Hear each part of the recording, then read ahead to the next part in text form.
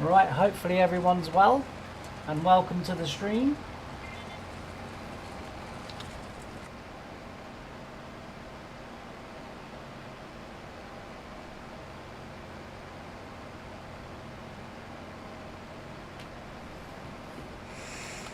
As you can see, we are doing a little bit of potato planting today.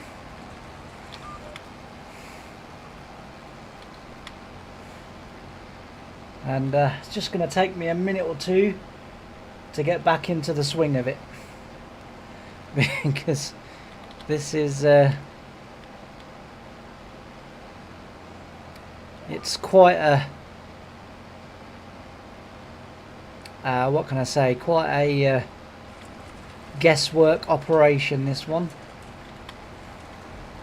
Not really guesswork operation, but I have to remember to keep swapping over from front to rear equipment, so that we're not dragging either through the soil as we turn around. But anyway, hopefully everyone's well. Thank you for joining me, and excuse me, as I say, hopefully everyone is all good today.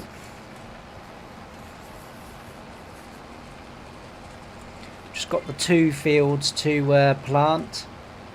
We've got this field and then the field above us,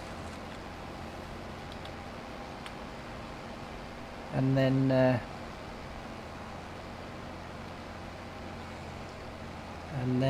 we'll be good to get on to the other veg as well. So we've got the carrots to do today as well.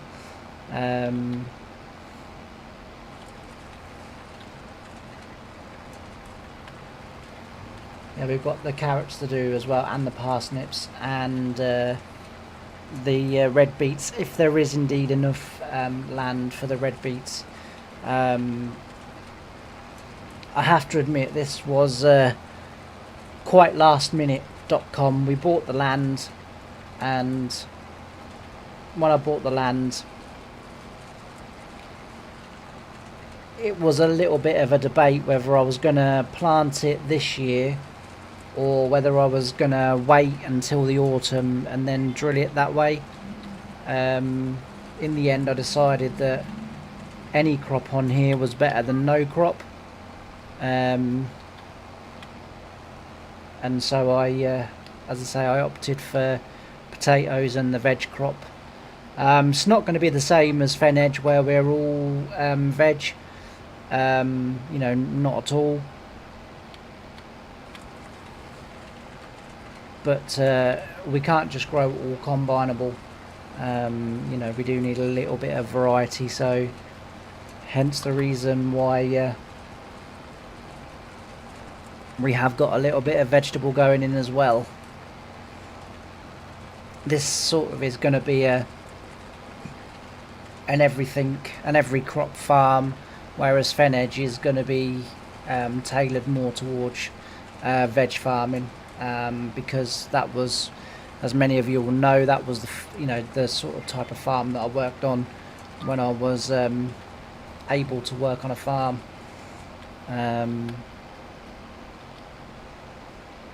Before I had to give it up, through my health. But so that Fenedge is going to follow basically the farm that I worked on in terms of crops, in terms of crop, and in terms of rotations and stuff like that. So the rotations are going to be the same as well. And we're basically just going to go from there, really. But as I say, that will be solely to Fenedge, whereas this farm will be it's have its own identity. Basically, the point of this farm is the building and the making of a town. The point of Fenedge is it's the second farm that I worked on, and as I say, that's where we're at. It's quite a long-winded explanation, that really, wasn't it? But alright, we're going to be turning a little bit stunt now.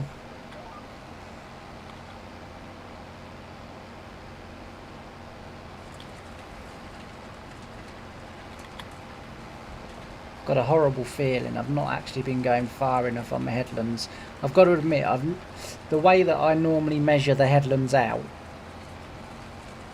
I normally do with a 6 metre rig, because it's fairly straightforward to work out. I know with a 3 metre you're just doubling it basically, but because I'm not very good when it comes to numbers and doubling and this, that and everything else, I've sort of tended to just use 6 metre equipment and go from there. It's going to be quite a tight turn, this.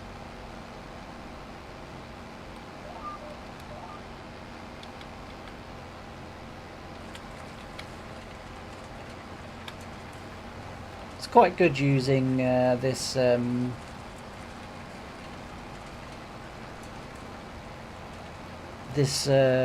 setup, because obviously we're able to do 2 jobs in the one pass, but like I say, for the headlands it's not going to work out quite right.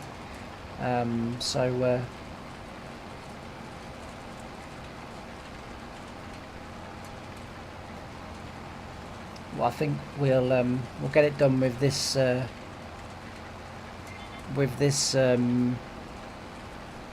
get this field done with this setup, and then we'll go back to the 6 metre, just so as I do actually know what I'm doing and how to do it.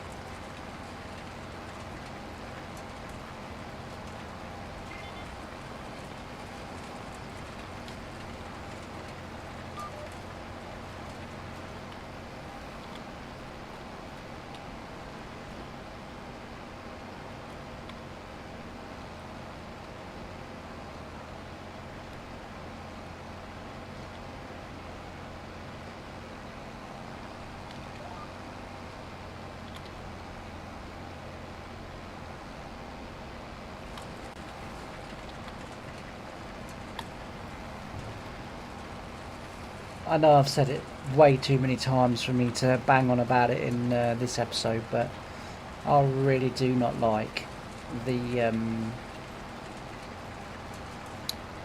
way the map maker has set the soil up in this on this map.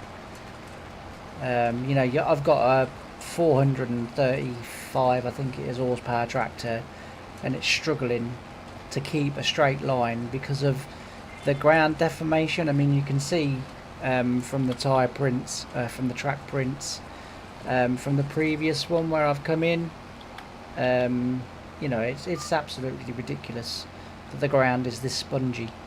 Absolutely ridiculous.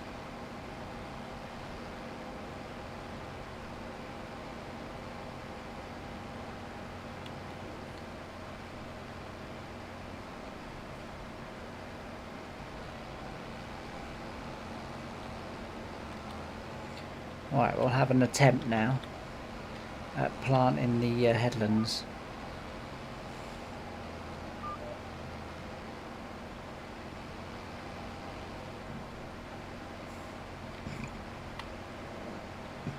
This is where it gets a little bit trickier.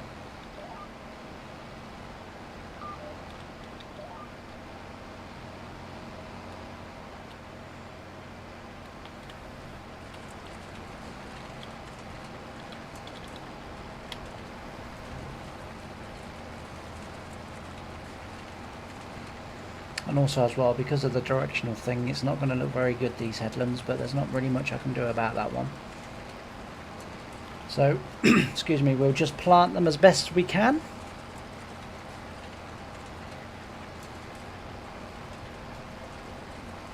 I say it's not really going to look anything, to be fair, but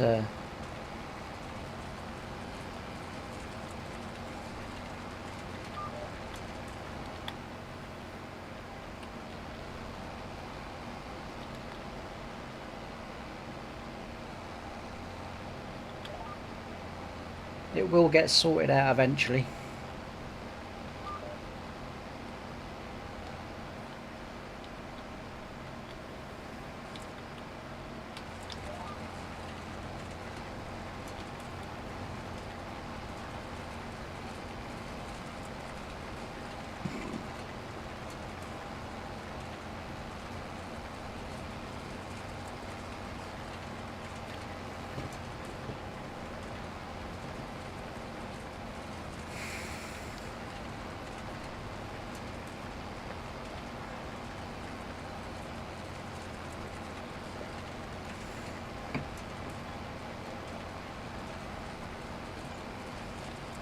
So I've been playing some more Farmers Dynasty, and I've seen that, well, I to be fair, I knew, but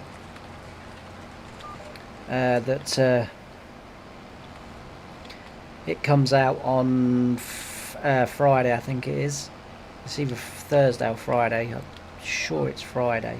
Anyway, whatever day it is, but yeah, it comes out. So I'm really looking forward to that. Really looking forward to that releasing and being able to play it. So I've got, it was only a week ago that I bought the first one, and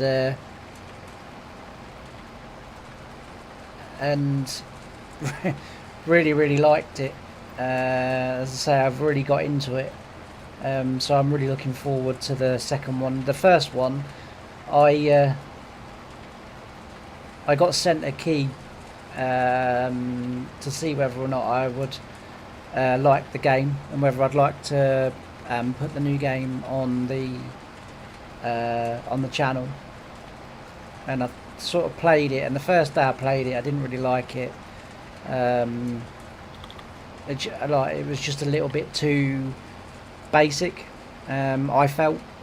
And then all of a sudden I sort of went, you know, like you do, went back to it and played it some more, and it really started to grow on me. And as I say, we've got to the point now where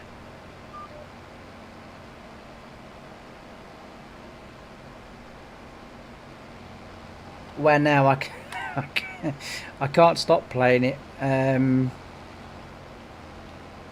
I can see that I've made a bit of a boo-boo there.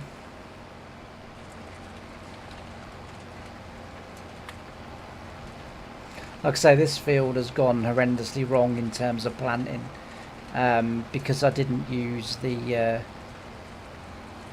correct, well, I did use the correct equipment. Obviously it's a potato planter, I mean it plants potatoes, but the way I have it set out and the way I have it set up is it's based off of a 6 metre setup, and because obviously using the 3, at first I still did it the same settings as I would have done for the 6 metre, and that didn't work because obviously it was nowhere near wide enough. So then I changed it over to like doubled it so that it would then work out right, but it's still not quite worked out right, unfortunately, which is a shame really. But as I say, we will do this field, and then the next one I will get the proper equipment. I've only hired this setup just to see whether I liked it, and although I do like it, I do like the setup a lot, like I say, because I can do 2 jobs in one pass. You know, it means I don't have to ridge it and then plant it. You know, I can sort of ridge and plant at the same time, and that makes life a lot easier.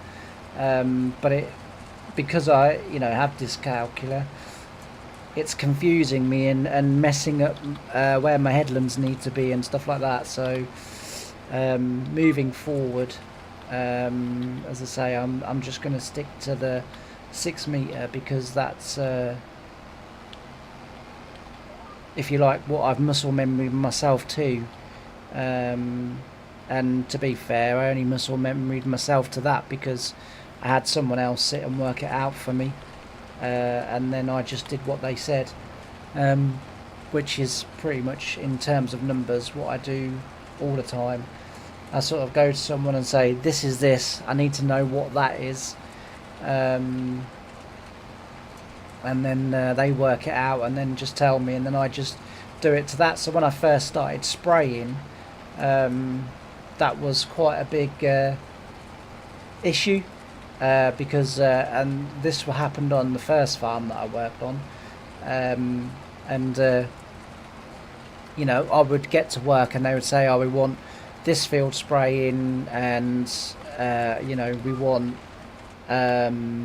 this much putting on that field, and so therefore I would sort of look at him, and then eventually I had to sort of basically come clean and say, you know, well, I have no idea. To which the boss man was a little annoyed at, because he said, you said you could spray, and I said I can spray. I said I just can't work out how much spray I need. I said, but I can spray. I can drive a sprayer. I've got a license to drive a sprayer. I just can't figure, you know, I just can't work out how much I need anyway. So then what used to happen was I used to get to work and there'd be a sheet in the spray store on the wall, or whiteboard eventually we moved over to, but there would be the whiteboard, and then he would say, right, I want you to go to field Mission House. I want you to go to Mission House field, and I want you to spray this chemical. I want you to fill the sprayer with this much chemical, with this much water, and then spray it on at this rate. So all I had to go in then was follow the, so like if it said, like, for example, 4,000 litres of water, well, I knew enough to be able to put 4,000 litres of water in the sprayer, so that's how I'd do it. And then by the time I got to the second farm, that wouldn't work it out. I mean, don't get me wrong, on the second farm I didn't do a huge amount of spraying, because Steve was the sprayman on that farm, and like I say, he did most of the spraying. You know, I would just sort of fill in if he was on holiday or if he was off, or when we were potato harvesting, because he used to drive one of the Grimmies, then that meant that I would then go on the sprayer just to help out. Morning, Jeff. Hope you're well. Thanks for joining the stream.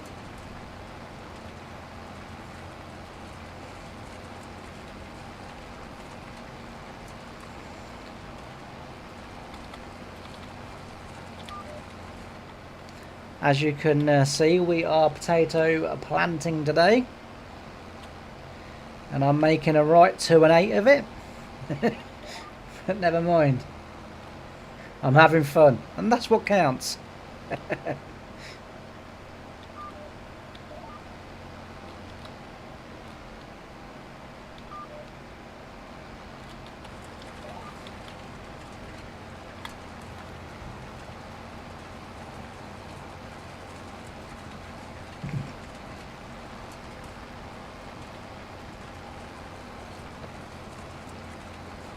Of course, the other issue that I'm having with this planter is, as you can see from the join between the first breed around the outside and then the second breed around the outside, I'm having huge trouble with the width of the tractor.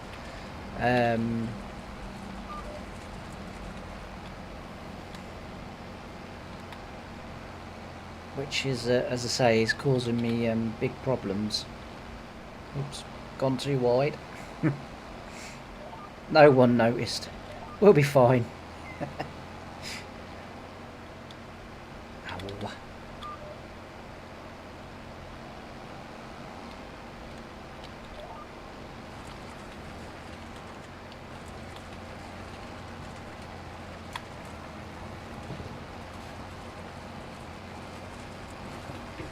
Very true, Jeff. As long as you're having fun, hey. That's all that matters.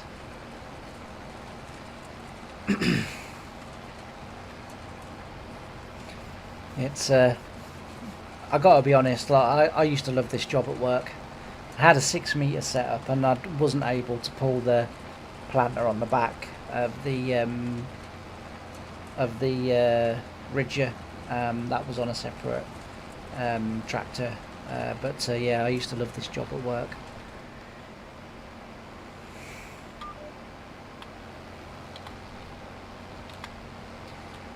Absolutely loved it.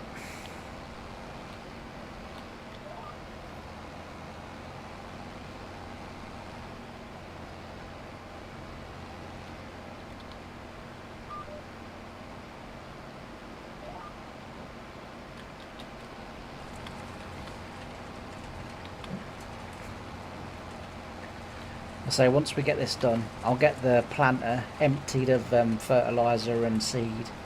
If there's any left, there might not be that much left, and then we'll move over to 6 metres, because I can figure that out and work it out a lot better, because I've really struggled with 3 metre. And like I say, I kind of, after the last stream where I started it, and then sort of afterwards I said to, like, my brother's like, oh, you know, I watched your stream, it was really good, and I said, yeah, I said I'm having trouble with the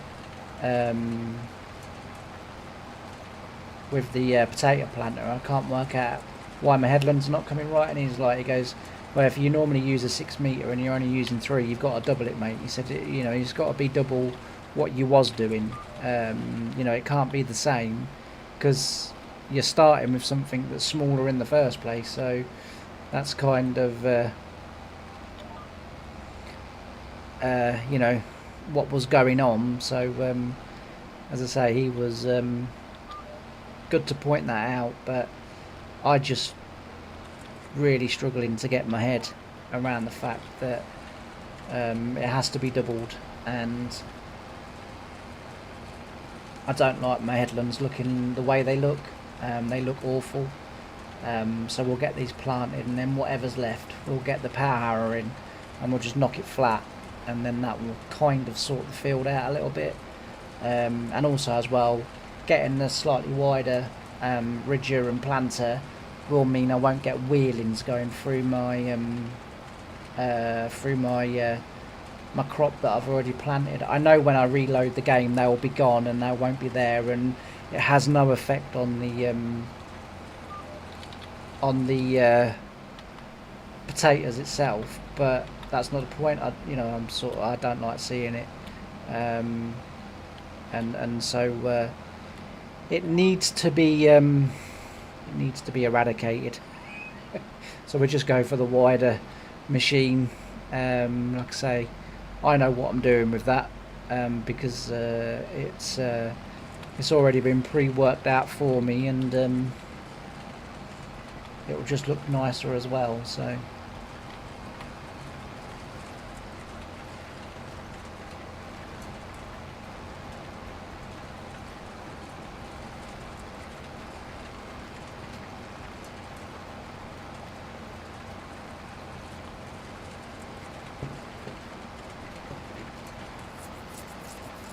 thank you to everyone else that's in the live stream as well at the moment. Feel free to say hello, and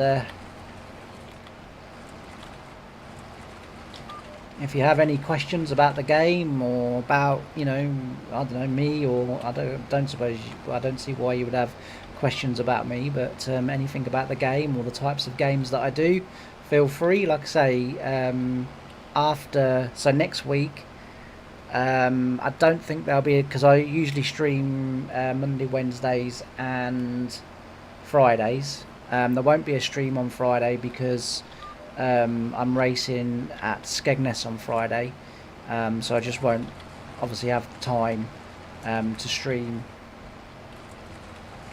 And then Saturday and Sunday obviously is sort of normal, but I don't normally stream then anyway, so it sort of doesn't matter. But then Monday is Easter Monday, and I'm racing again on Easter Monday. I'm racing at Ipswich on Monday, so again I won't obviously have the time or the chance to do it. So probably next week, Tuesday will be obviously the first stream, but Tuesdays moving forward is going to be Farmers Dynasty 2. So as I've said, like, I'm playing the first one to death at the moment because I only got the game a week ago. I didn't even really know it existed. I remember, funnily enough, I remembered, I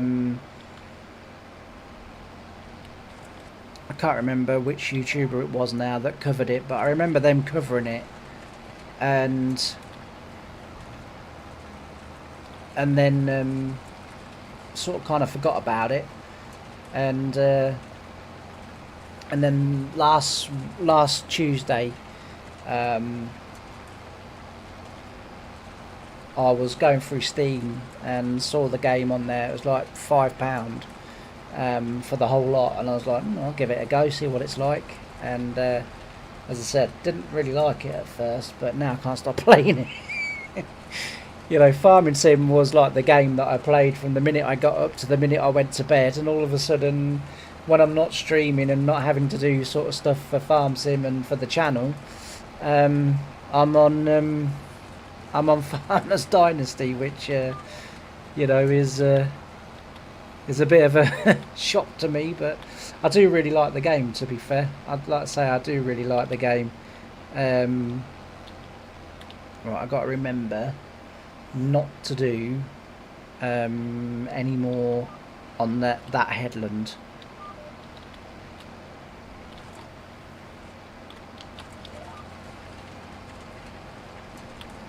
Like I say, the headlands will work out once I get them finished, because the bit of gap that will be left, I use a 6-metre power harrow, and then that creates my headland.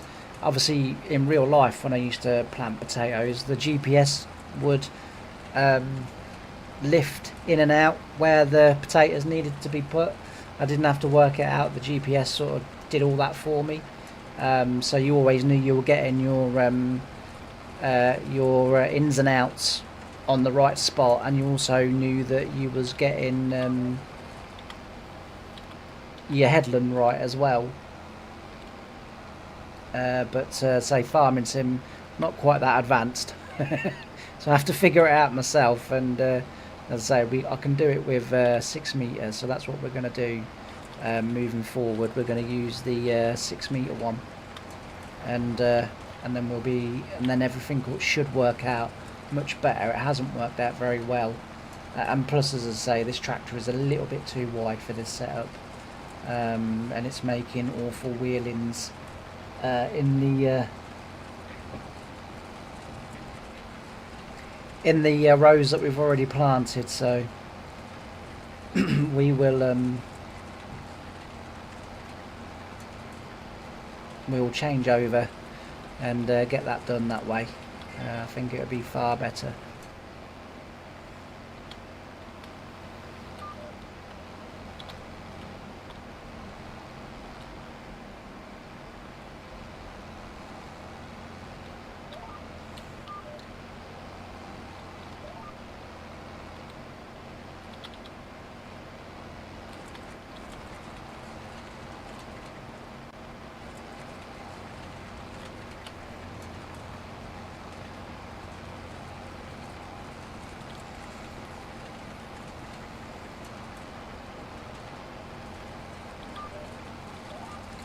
So we need to go round 2 more times, and then that'll be right then. And then, as I say, we'll then get that sorted out, either in the next stream or off camera or whatever. I'll get that sorted out so as it actually works out right, because as I say, it hasn't done this time around, but it's all right.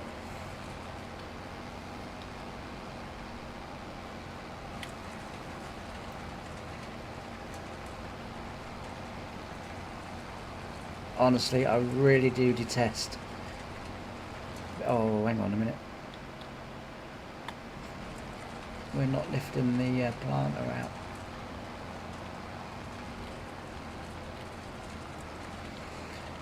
Never mind. Yeah, I really do hate the way the map maker has designed this soil structure.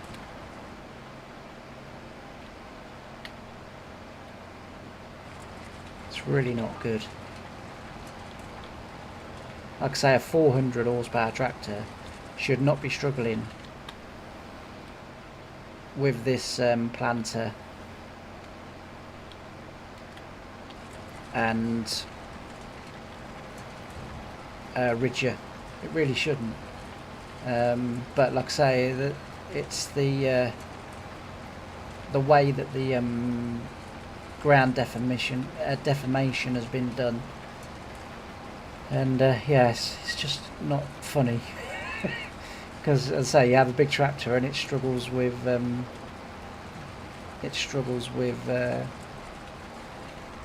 pulling these machines, and these aren't the heaviest or biggest machines in the world. I say a tractor this size should be able to pull this setup absolutely no trouble whatsoever, whereas it is actually having huge issues pulling it. But there we go. Like I say, we've only got this way round and then back again, and then that's done then. And then for now at least, we can then forget about this field. I say I'll swap over and then we'll go into the next field and get that one done. I'm hoping in the stream today we will get most of the veg. We will get most of the veg done. Not only the potatoes, but also the carrots and things like that. We'll get them done as well. That's my hope and my plan, at least. Best laid plans and all that.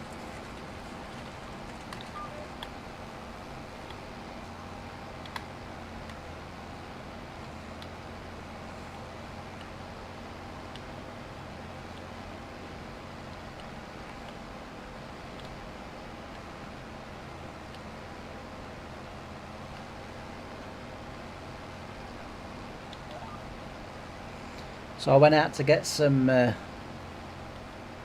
diesel today, And I got to the pump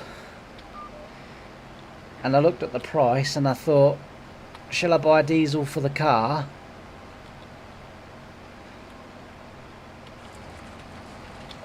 or shall I buy a villa in Australia? I was just kind of like, probably be cheaper to buy a villa in Australia than it would be. So I filled the car up. It's like £142 to fill the car up with diesel. The last time I filled it up, because I run it to virtually empty, and the last time I filled it up, it cost me £79, I think. I was just like, what? Could not believe it.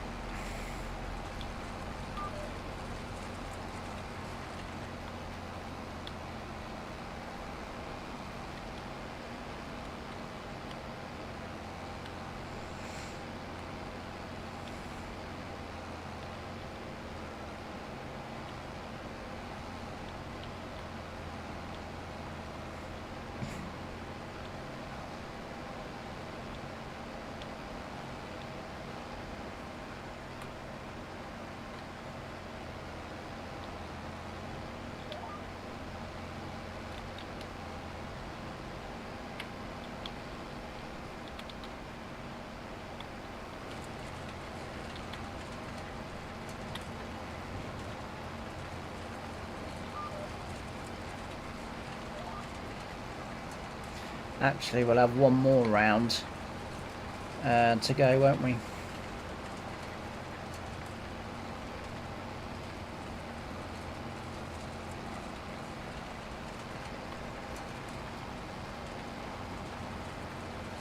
I think. Yeah, we'll have one more.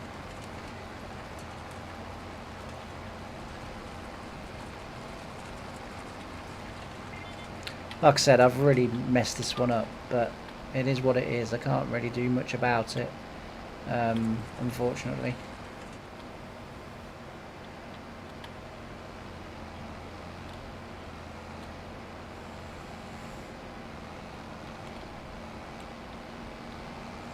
I don't want to be doing any more on this headland on the left hand side, because that's going to join up fully and I don't want that joining up. So we'll do this one.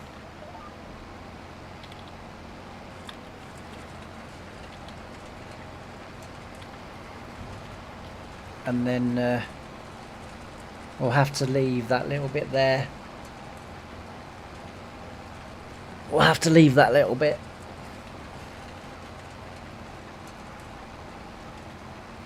Blimey. And I was complaining at £1. What was it? £1. £86, I think it was. I can't remember now. I think it was about £1.86, but £4.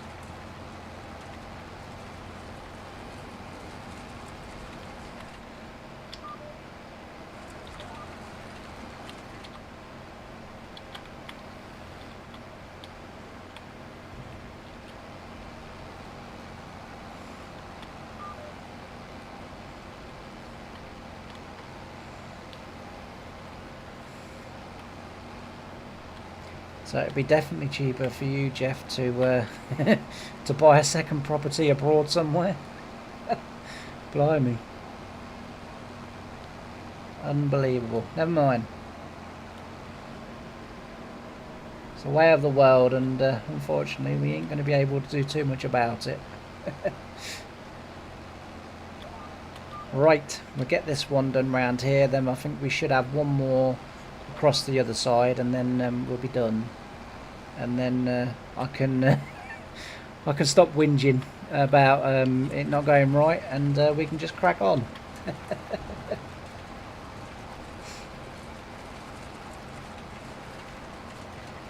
To be fair, actually, it's worked out quite nicely, because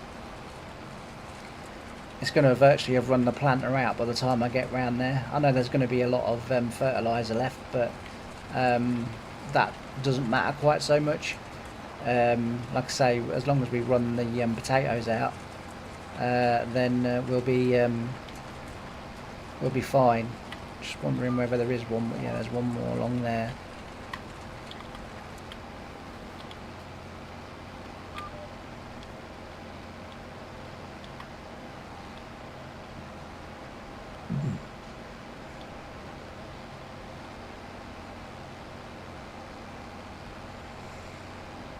So I'd say Tuesdays is going to be, because I didn't quite finish what I was going to say. Terrible for this. In Monday's stream, I had someone in the comments continuously saying to me,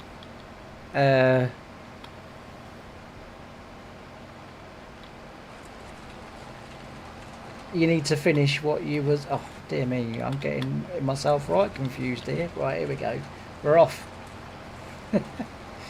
Yeah, I would start something and then about half an hour later he'd be like, so what was actually, the result of that? Because you never actually finished your story. Yeah,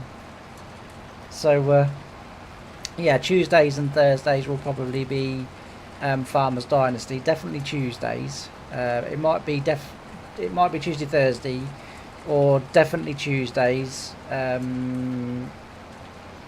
that I do it.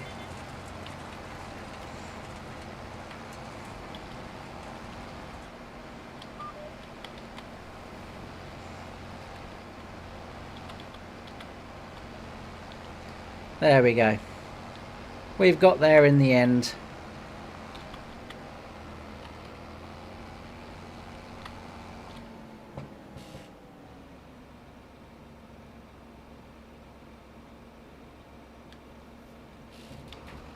As far as I know, Jeff, you can just no,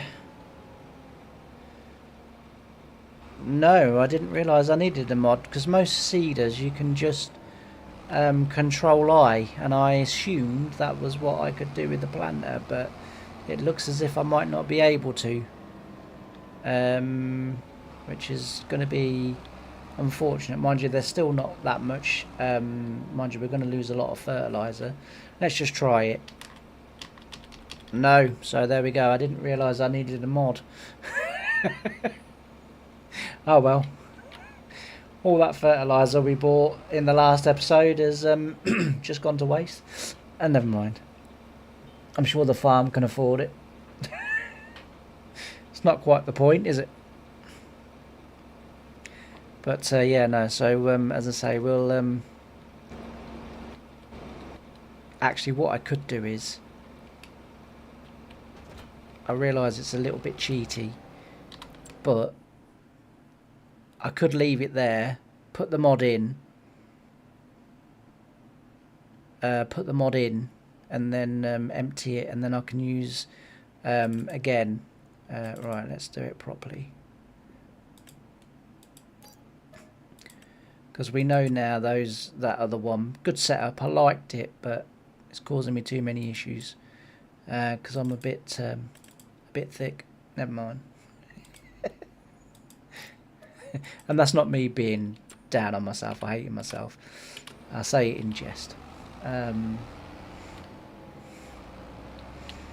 we'll go and do the other one. What I might do is I might do the field next door rather than the field above, and then we can do the excuse me, and then we can plant the crops across the top. Then that'll work out much better. So that's what I'll do. But let's say it won't take too long to get over this. In all fairness.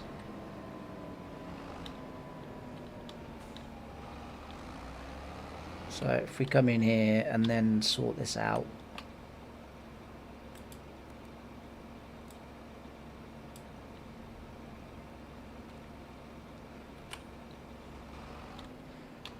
Do you know what? I always forget to press OK. Let's have a look. Yeah, it's a bit of an odd shaped field, but that should be fine.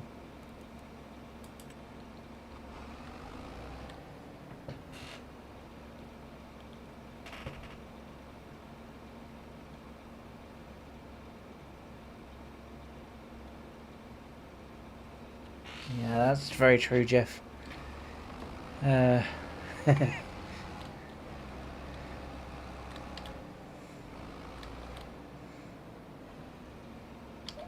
I do that and then do that. Like I say, it doesn't have to be exact because we will come back with a cultivator and just tidy the headlands off. So it's not like it has to be exact, but I just prefer it to be right the first time round. It just makes me feel a little bit better. Like I say, a little bit OCD, but we'll be grand. We'll be grand. It's all good. It'll all harvest the same way come the end of the year.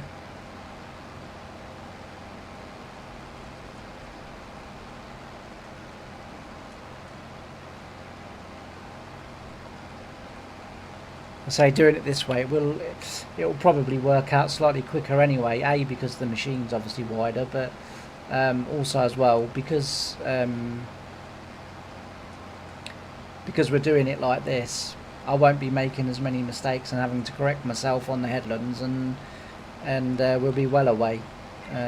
So I think it will actually work out better for us in the end.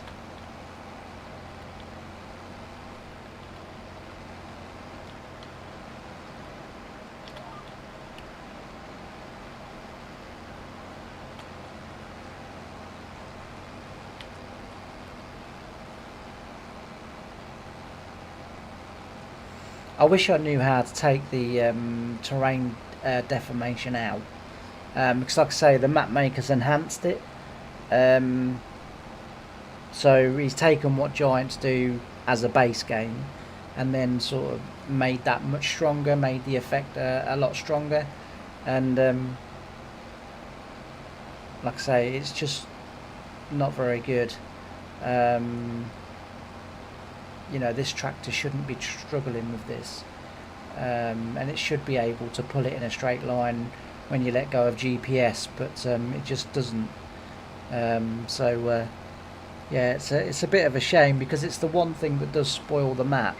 I mean, the other thing that spoilt the map was the 13 or 30,000 trees that were planted on this map. I think it was 13,000 trees that were planted on here, so I deleted all the trees apart from the forests. A, because I started this save on my old computer and the amount of trees on here was killing my computer. I could barely play it, and then I deleted all the trees, deleted all the buildings, and suddenly like my old computer could play it, and I was like, yeah, this is a bit better. And then obviously updated to my new computer. Well, my new computer is fantastic, apart from it turns itself off and ramps the fans up to it doesn't sort of switch off as in go completely off. It just cuts the screen, gives me a black screen, and then ramps the fans up to 100%.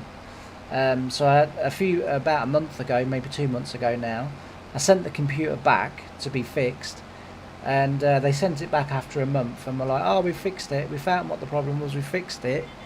And last week it started doing it again, which is very frustrating and very annoying, because now, as I say, hence the reason why I have to put the message at the top of every stream now, that if I disappear, it's because my computer's decided to go wrong and I am coming back. So yeah, it's a bit frustrating, but we're having work done on the house in the next 3 or 4 weeks. So I've had a word again with the computer manufacturer, and because it doesn't do it all the time, and because it is sometimes, like, I've had a couple of free days where it hasn't done it at all, and then today it's done it 2-3 times. So it's a bit sporadic and a bit kind of hit and miss, but I've spoken to them and they've said, well, while you can put up with it because it's not damaging your computer in any way. And then I said, well, I'm having work done on the house, and that's not far enough. I'm having work done on the house, I said, and so I'm not going to be able to use it for a few days, or probably about a week anyway. They usually want it about a month. So we've sort of agreed that when the house is being worked on, I'll send it back, and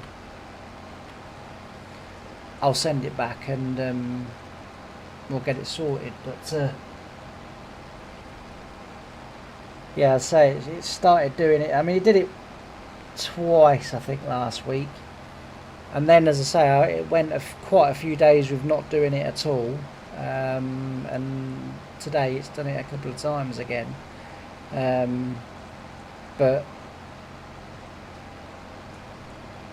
it's just frustrating that, you know, you pay a lot of money for a machine that you think is the best that you can sort of buy for the budget that you have, and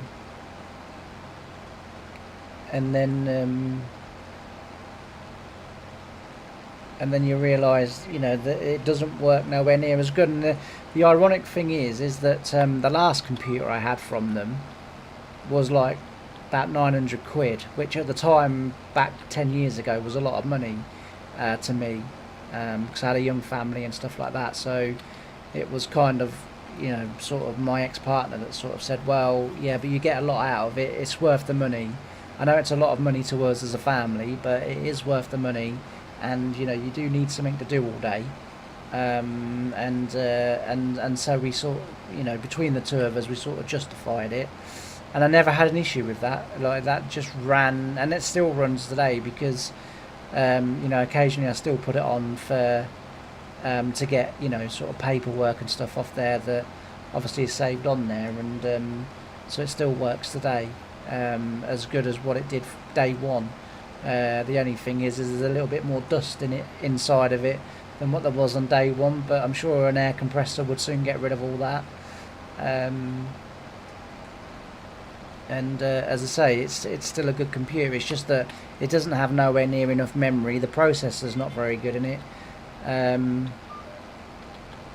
it doesn't, as I say, the memory, the processor, and the graphics card is only a 6 gig graphics card, where this is I can never remember if it's 16 or 32, but it's one of the other.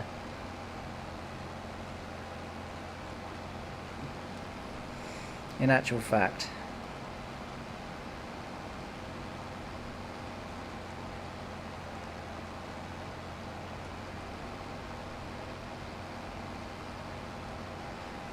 bear with me 1 second.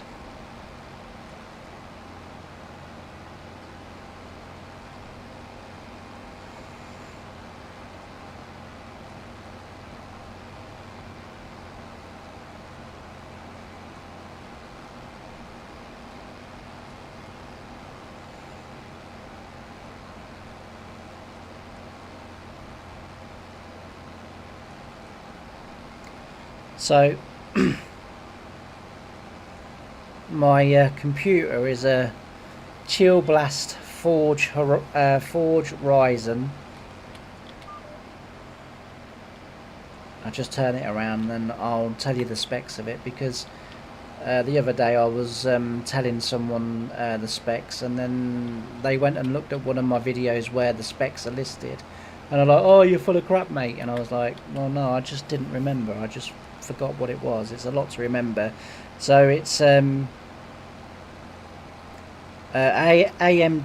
Ryzen 9 9950 times 3D AM5 processor, 1 gigabyte of Wi-Fi, Eagle, and AMD motherboard.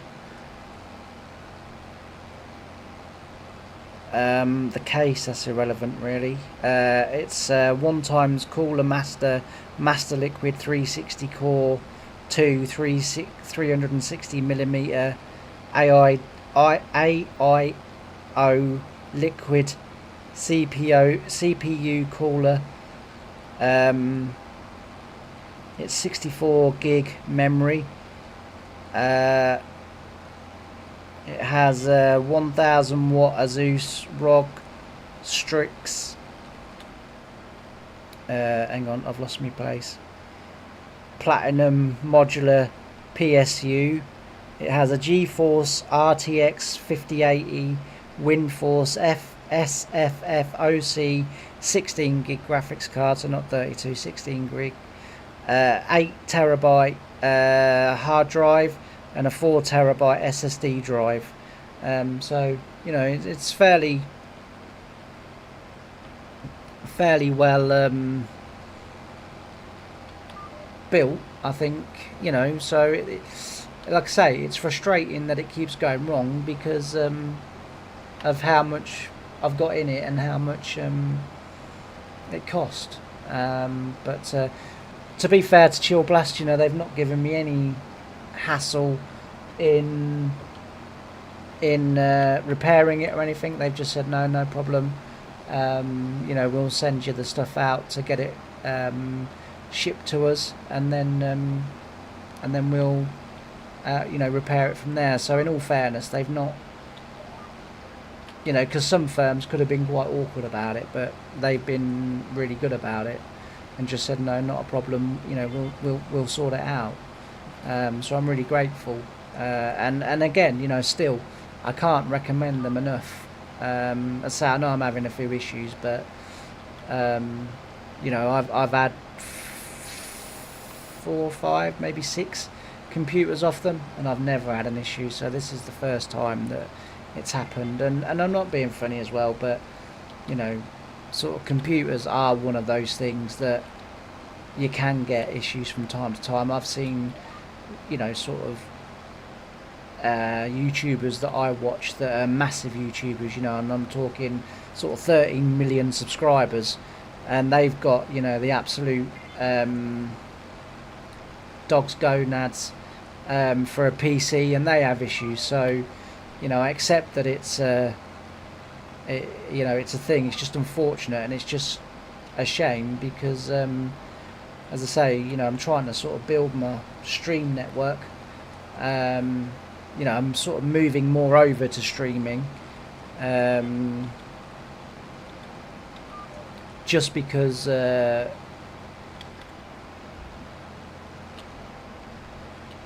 makes life a little bit easier. And as well, last summer, obviously when it's really hot, that really plays my heart up and all my symptoms and everything like that. And I was really struggling to do videos, feeling the way that I was feeling, because obviously when it is hot, my heart keeps stopping. And so I spend a lot of the time sort of in the summer basically laying, you know, either on the settee or in bed or whatever, because, you know, I'm sort of struggling and having to do the videos, whereas streaming, I know for me it's just going to make life a lot easier, and going to make it feel a lot less pressure. I know there's not really pressure, you know, because I'm only a small YouTuber, and I think people are of the opinion, if you do a video, great. If you don't, I'll just watch someone else. Like, so it's not pressure in that way, but sometimes I put myself under a little bit too much pressure to, you know, to sort of do, and videos do take a long time to sort out. But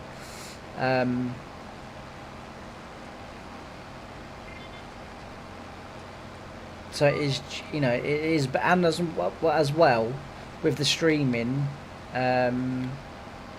more so than the videos, I've always wanted like a community out of my channel. I don't really sort of, you know, it was never do a YouTube channel because I want my livelihood to come from YouTube. It was do a YouTube channel because I really enjoy farm sim. There's a lot of people out there that enjoy farm sim, and between us we can have a really good laugh and a really good time. And the one thing I've learned over the last 2-3 weeks that I've been streaming is that people like yourself, Jeff, and PA Playboy and Ricky and quite a few other people Andy and that do sort of join in with the streams, and it does make a good laugh, and it does make a community, and it's kind of where I want to be. So it sort of suits me and works all round sort of thing. Like, it's really good.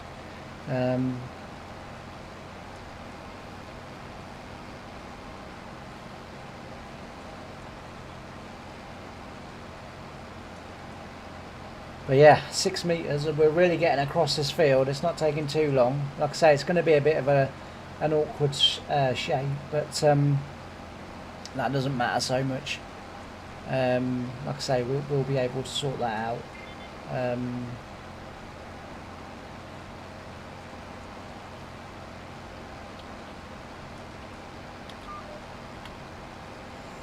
We'll be able to sort that one out. We'll make a job of it.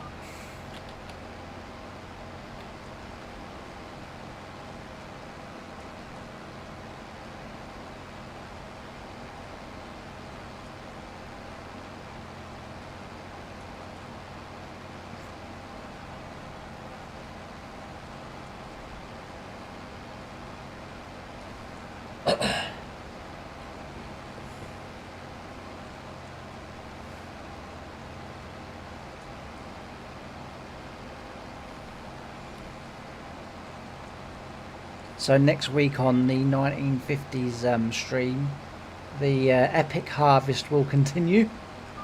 We started that on Monday, and I think I was streaming for roughly about 3 hours and 40 minutes ish, I think, and we managed to get about 5, maybe 6 times around the outside of the field. As I say, that the field that we're in, that's the biggest field. It's now the second biggest field on the farm, because the new field that we bought is now the biggest field on the farm. So that one does take the longest, but it's like I say, I really, really do love just sitting there, with my, like when I was doing videos and episodes,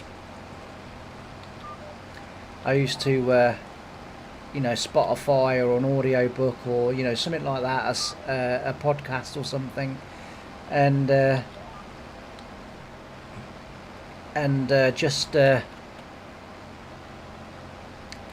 just chill out, really, and just sit there and go up and down. It sort of kind of made me smile, because when I finished the stream on Monday, and I sort of thought, if you kind of sort of look at it as that's the end of an episode, I thought I'd now be up till like 3-4 o'clock in the morning trying to get that field finished, so that when the next episode started, I was moving on and sort of doing something different. Whereas the people in the stream on Monday were like, no, don't do any off camera, just keep doing it through the streams. Like, we want to sort of kind of see how long all of these fields do actually take. So I haven't done any since I ended the stream, but it kind of like, I was sort of sat there the other night, and last night, and I sort of thought, I wouldn't mind getting on with that a little bit. I thought to be fair, actually, last night I was listening to I put Elton John's albums on, and I just let them all play through, and that's what I was sat listening to while I was playing Farmer's Dynasty. I started off with the Goodbye Yellow Brick Road album, and then just went through like nearly all of the greatest hits. So I basically sat and listened to the same songs all night. But I do really like relaxing to Elton John or Phil Collins, or someone like that. It's or Queen. I really like Queen. It's really good. Really good chill out music. A few years ago, me and my ex went to see Elton John live, and that was an amazing concert. It was really good. Really good show. I'd love to have gone to seen him at Madison Square Garden, but as I say, back then when I was with my ex and we had the house, we just couldn't afford to do stuff like that. Since I've been single, it's kind of like it's sort of like a double-edged sword. When you're with someone and you want to share everything with them, you can't afford to do it. Now that I'm single, I can afford to do most things in life, but I've got no one to share it with. So it's kind of like, you can't win either way. But it's still all good. We have a good time, and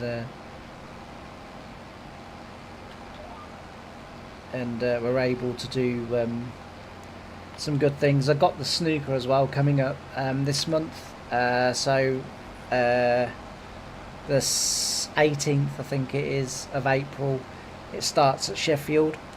And I try to go to the whole 17 days if I can. Can't always get tickets, but we'll see what happens. And that usually means then that obviously in the past there was no episodes for 2 weeks, and then they would return to normal. But this year, as I say, it'll just be that there'll be no streams for a couple of weeks, but I think people in general are okay with it. And like I say, you do need to have time away from the computer because it's not good just to sit on your backside all day every day, even though it's pretty much what I do. Alright, we'll get on with some headlands. I mean, you can see how much he's done the deformation there from the depth of the tyre tracks on dry ground. I mean, it's kind of like, how heavy is my tractor? Is it about 50 tons? So yeah, it is pretty severe.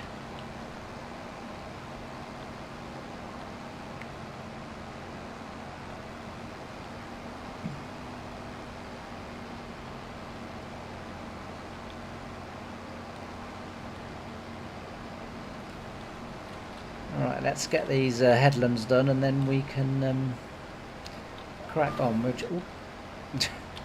We'll just set the lock the GPS on and then we know we're straight, and then we'll get it lined up and go.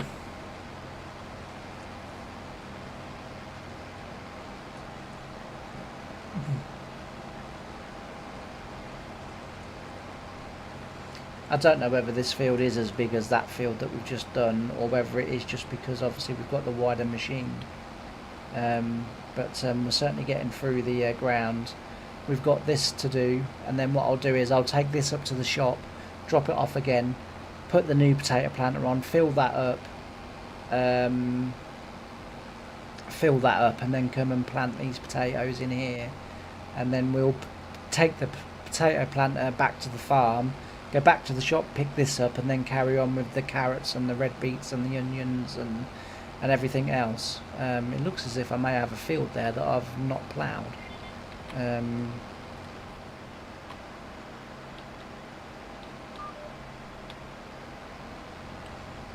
need to just have a quick look at that as we're going past. If I've forgotten to plough a field. Oh dear me, keep catching the wrong bloody keys. Oh no, what the reason why that's that colour is because I've rolled that. That's the colour it goes now in game when you roll it, when you roll the ground. So that's the reason why that's that colour. I thought I'd ploughed them all and then missed one, which is very typical James.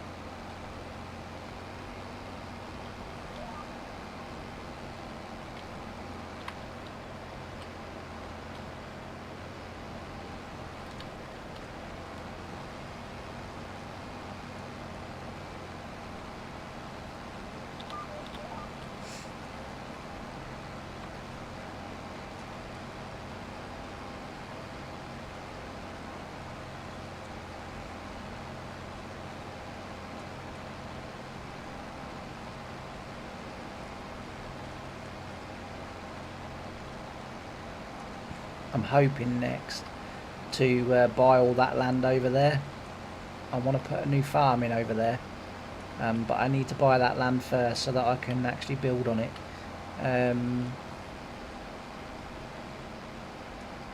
Although I'll be able to build on it without owning the land, I do want to, as I say, I do want to own the land there because I want the farmable fields, but I want to just change a few things down there. I sort of, on this particular save, because we're building a town and building the map back up, back to being a proper map again. Like I said, when I first destroyed this map by deleting all the trees and and most of the buildings, the intention was that I would rebuild it, and that's still the intention. I mean, that's not changed. And I sort of drive around this map and doing the jobs that I do, and I sort of think, oh yeah, some shops would look good there. Oh yeah, we'll build that there. Oh, this could go here, and as I say, that land over there is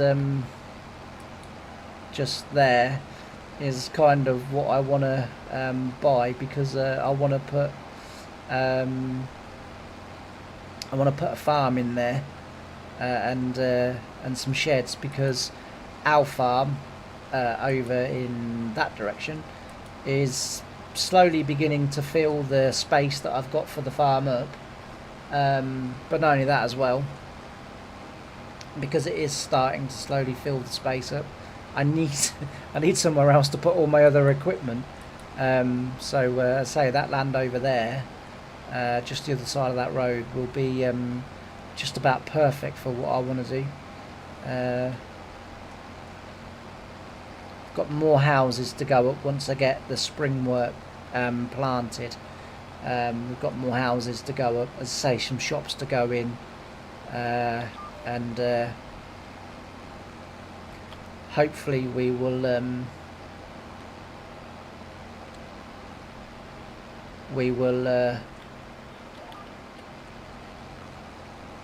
be able to achieve a lot of that while we're waiting for the crops to grow, which will be really good.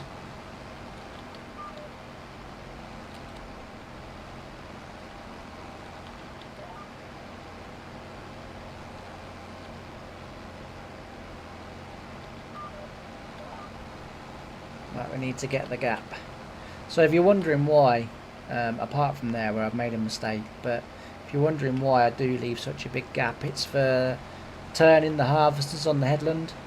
So in real life, obviously that is the reason why you leave the gap. I'll be able to show you a lot better once the crop has grown a little bit, because you'll be able to see where it starts and ends. But yeah, that's the reason why I leave the gap, is because obviously you need to be able to turn the harvesters round on the end. On FS22, because of the GPS system, I couldn't ever plant the headlands with potatoes or veg, because it was too hard to judge where in and out was, like, and enough space to turn. Whereas because Giants now do the GPS like that, you can now line it and judge it and set it so that you know that it's right. So I, like I say, you know, in FS22 I had to waste basically all the headlands with no crop, because I couldn't really judge it. And you know, as we've already discovered, if I can't do it properly, I don't do it at all. And so I used to leave it, but now because Giants do the GPS the way they do it, I can actually do the headlands properly, and plant them and not waste as much ground. So it's really good. Like I say, it's a really good system. You know, for all the things and I've said this before, for all the things in FS25 that Giants got wrong, the one thing they did get right, in my opinion, was the GPS. You know, they did get the GPS right, and I really like it. And the tram lining system as well now, with the precision farming add-on. I really like that as well now. That's, you know, on 22 I was doing the tram lines myself, but I didn't always get them in the right place. So the fact now that they get them in exactly the right place every time, it sort of suits me down to the ground, so to speak.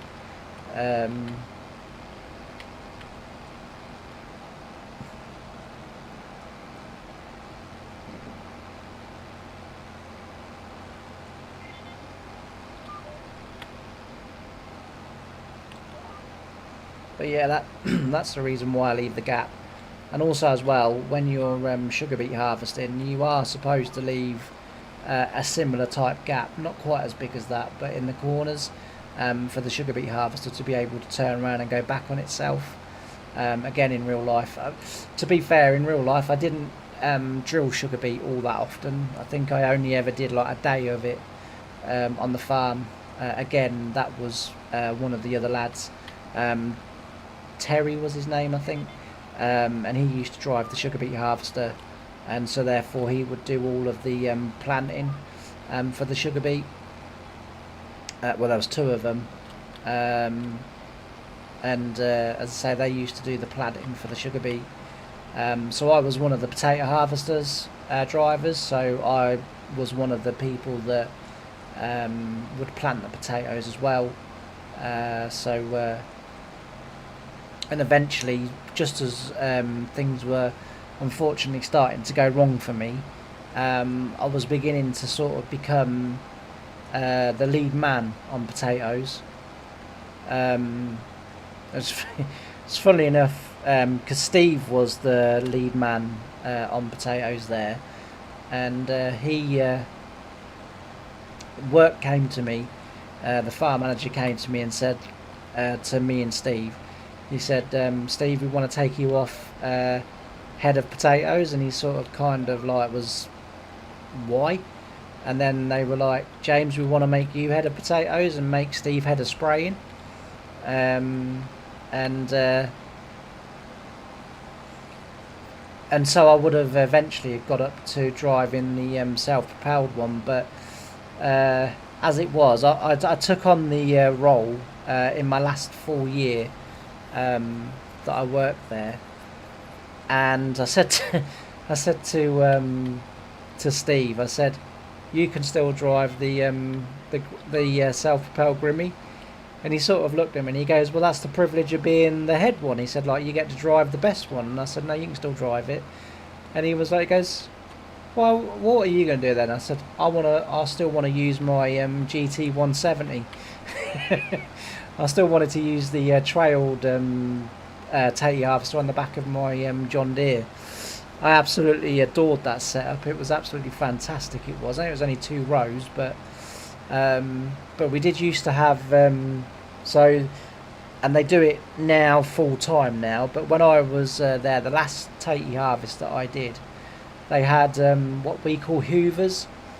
So they would do 2 rows, but put their 2 rows into my 2 rows. So essentially, I was doing 4 rows with a 2-row machine, and we had 4 of them, and they would go along and set it out, because I wouldn't.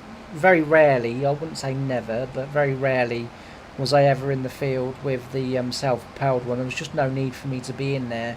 In the end, I would just get in the way, because the machine was far faster at harvesting potatoes than what my machine was. But so I loved my Grimmy GT 170. I absolutely adored it, and I absolutely love it in farming sim as well. I'm so pleased that it's now back in farming sim, because as I say, I really do love using it. Again, another job in farming sim that I can spend absolutely hours and hours and hours and hours just sat here harvesting potatoes with it. Auto drive is good enough to come and drive under it and stay under it and unload it and then drive off to the farm, and another one. Honestly, it's one of those jobs on farm sim that I do find so relaxing, just because the computer does turn itself off. We'll have a little save, because we have done quite a bit of work already. So we'll have a little save and we'll make sure we get what we've done locked in.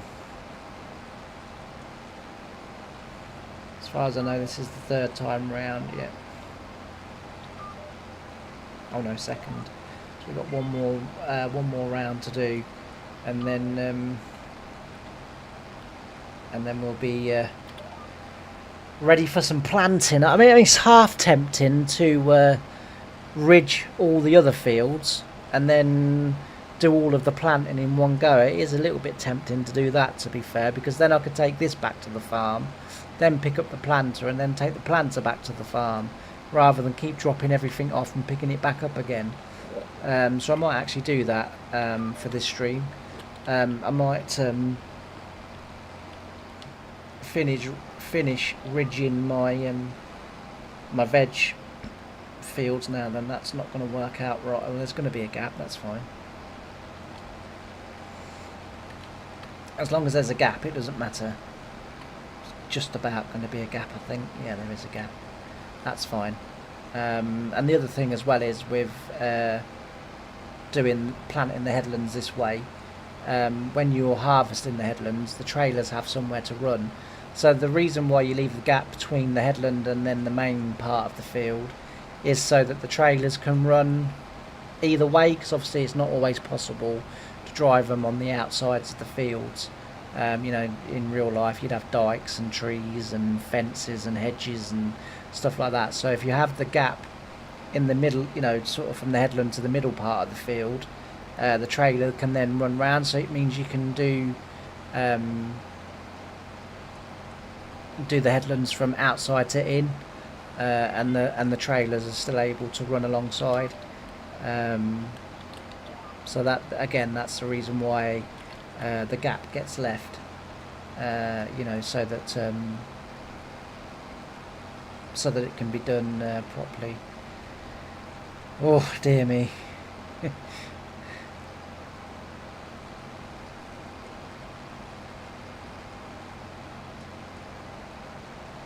I mean, it looks awful now, but when we reload the game, after we've saved, after we've finished today, when we reload the game, it won't look as bad as that. Like I say, the only reason that looks like that is because of the ground deformation even. And so, as I say, once you get reloading, all of those wheel markings will disappear, and then the field will look normal again. So it's, you know, you just have to kind of live with it while we're currently playing, but when we come back next time, they'll all be gone. But as I say, the ground sinks that much. The tractor has a job driving straight, because it just sinks so far into the ground.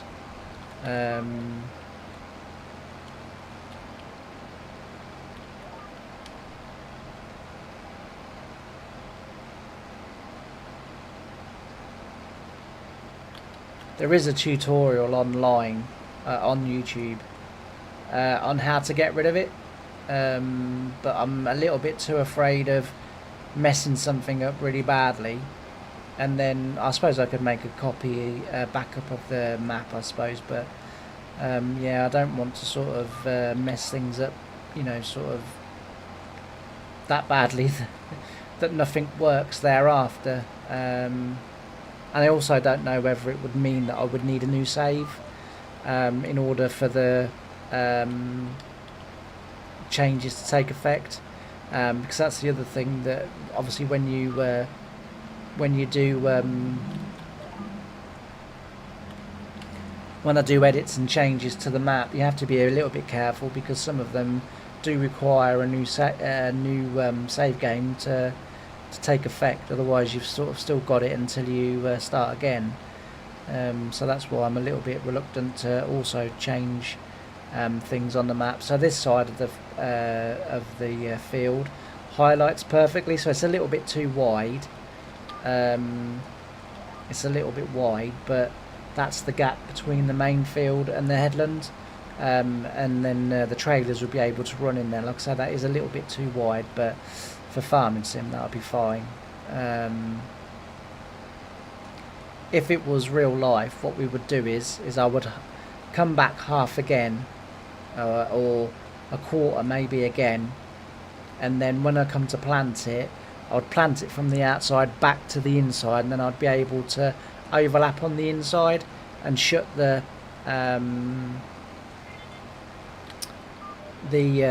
planter off on the two that are overlapping. But that way I wouldn't be knocking down any of the of what I've already planted, if that makes sense. It made sense in my head, but I knew what I was trying to say, so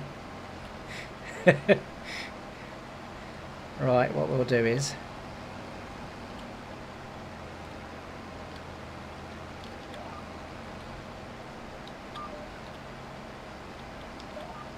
we'll start outside to in, and then we won't have the trouble with the wheelings then, because they'll be on the outside, not the inside.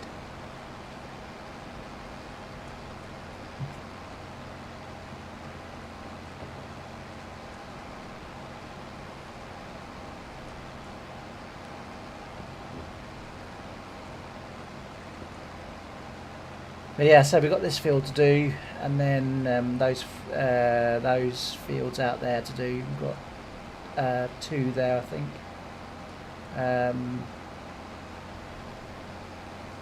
So we'll get this, like I say, we'll get this done, and then hopefully we'll be on to a little bit of planting then, and then we can get that done.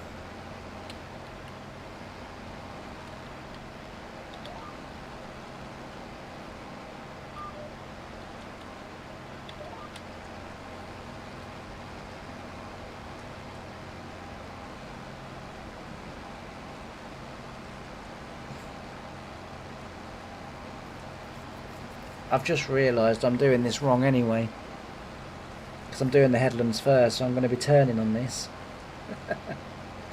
Never mind, we'll have to keep stopping short, that's all. I just kind of going round, and I was sort of looking at where we're going. I thought, oh, we're going to have a gauze this end, and then it was kind of like, well, how are you going to turn around then? Oh yeah, I'm supposed to do the middle of the field first. Never mind. Never mind. We'll be alright. We'll win. I'm still having fun.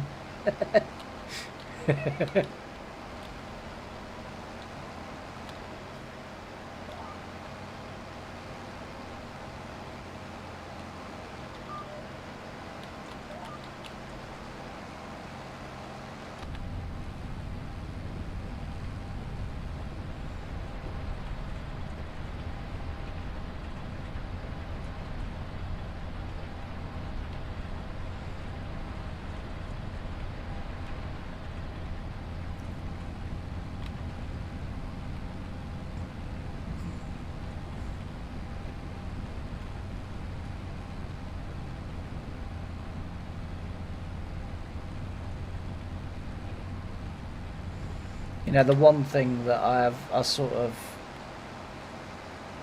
had never really appreciated until I got my new computer was how good this game looks on Ultra.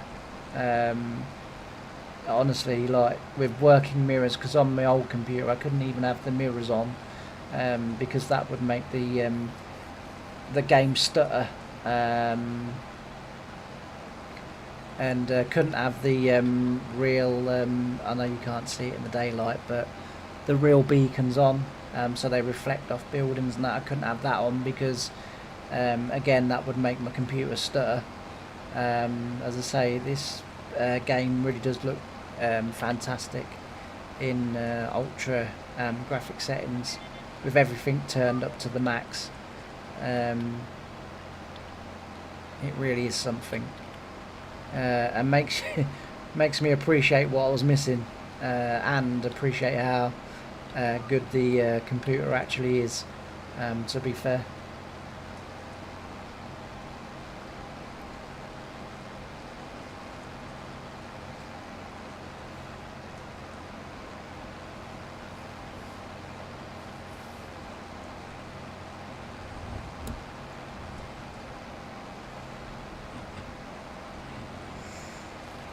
As I said, if you are in the stream, you know, don't be afraid to say hi in the comments or the chat. Come and say hi, and the one thing I will say is that with you in the stream, thanks ever so much for joining me. As I say, we're sort of kind of setting out on our streaming life, if you like, and hopefully as the year passes, we'll be building up a little bit more of a following and building up a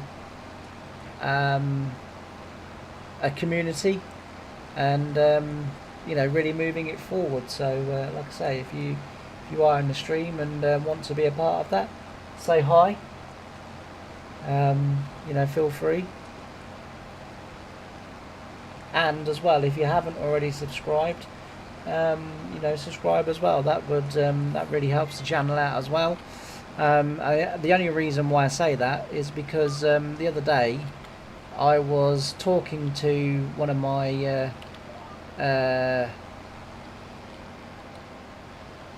friends who I used to work with, one of the lads that I used to work with, and who said, you know, oh,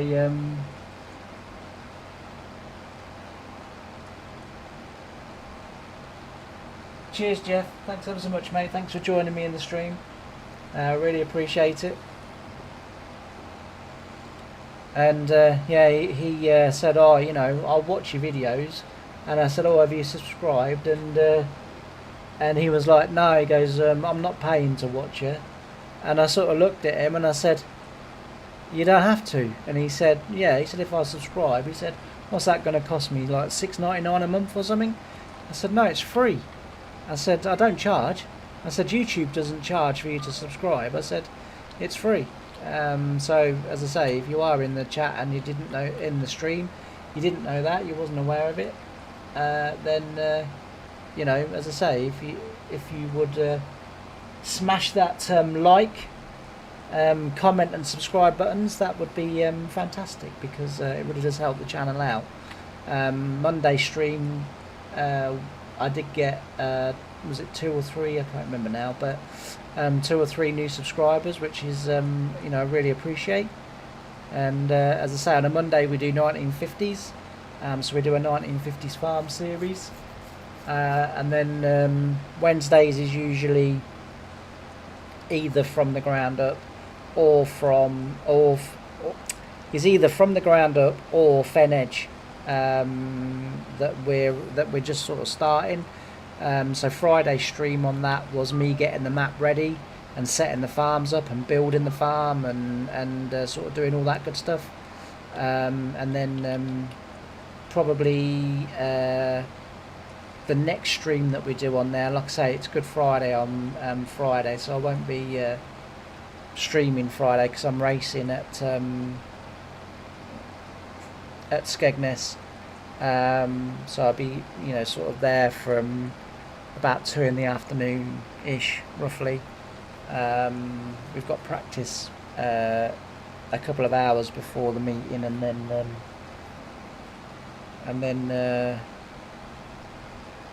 the meeting will start at 6. If you can't get, or wondering what it's like or what it is, it's being live streamed on 24/7, which is a paid streaming channel. But if you know, sort of are interested, just go to 247.com and you should be able to find Good Friday Skegness meeting listed there. So all the big meetings 24/7 do stream, so as I say, you'll be able to watch it on there. I say I'll be there, enjoying hopefully what should be some good racing, and hopefully what should be some good results for Team Jimmy D. So we'll wait and see.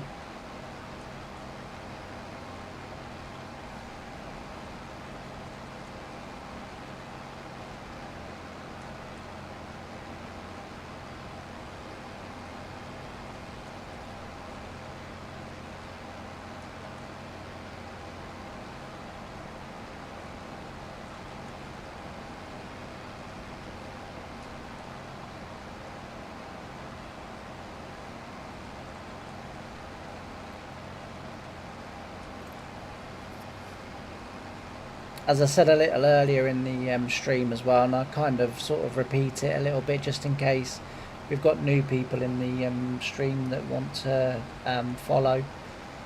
Moving forward, whether it be next week or whether it will be in a month's time when I'll start, I'm hoping it'll be next week. I'm hoping it'll be next Tuesday. But as I said, my computer's going away to be mended again soon. But next Tuesday, hopefully, because the game comes out on, I think it's Friday. The game comes out, and like I just said, I'll be racing at Skeg on Friday, so I won't be able to do anything about it Friday. But we will be doing Farmers Dynasty as a live stream, Farmers Dynasty 2. As I say, I got the first one last week, and I haven't been able to put it down. So we'll be doing the second one as a live stream, sort of playthrough, and we'll sort of make that a Tuesday thing or possibly a Thursday thing, just depending on sort of time and sort of when best we can get it in and get the most out of it, because obviously that's the most important thing. You need to be able to get the best and the most out of everything that you do. I have to admit Tuesdays is looking more likely than Thursdays, but we'll wait and see, and like I say, we'll do that will just be done solely through live streaming, and we'll be able to see what that game's like, and hopefully they've fixed the things that are a bit buggy in the first one. I was reading about the game last night while I was in bed, the Steam description, and they have added an absolute ton more stuff to the game than what was in the first one. I kind of feel like they've combined Lumberjack Simulator with Farmers Dynasty and kind of put both games into one, which I'm a big fan of. One of the things that I do really like about Farmers Dynasty is you're continuously busy. Like, there is never a dull moment in the game. Farming sim, like, if you don't sort of kind of plan things correctly, there is this bit of lull time where you're just fast forwarding all the time because you've literally got nothing else to do. Whereas, as I say, Farmers Dynasty, there's always something to be getting on with. Whether you're rebuilding your house or your barns or whatever, and as well in the new one, it looks as if you can actually add buildings and buy empty spaces of land and build on it.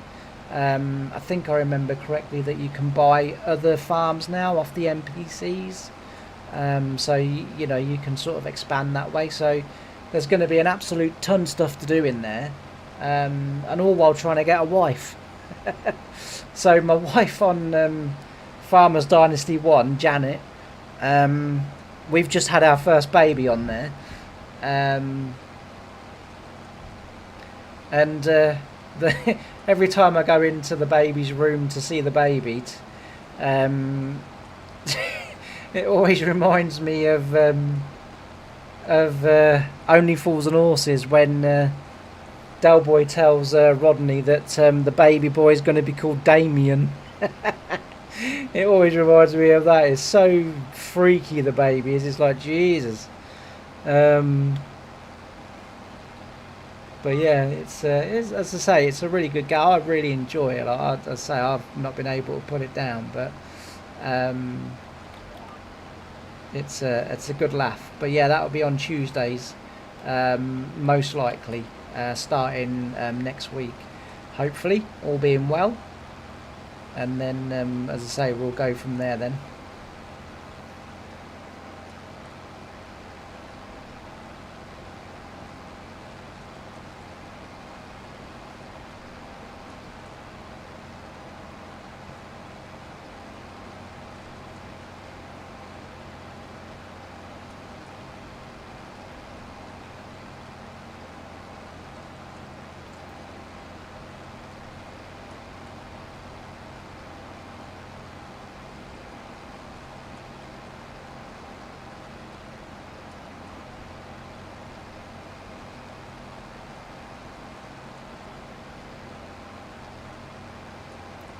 Dear oh dear oh dear, is this tractor struggling?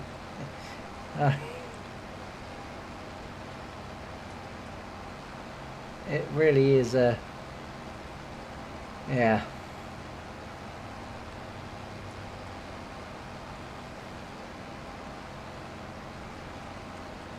I think I might have to watch the tutorials and try and learn to see if I can take it out, because it looks dreadful, doesn't it? And I say this is nearly a 450 horsepower tractor, and it's struggling to pull this machine, which it just shouldn't be. It should not be struggling to pull that machine.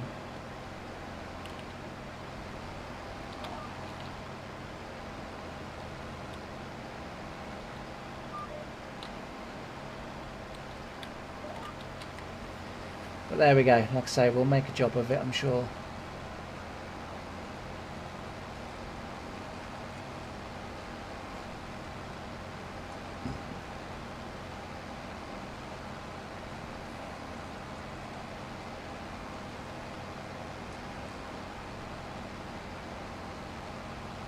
Blimey.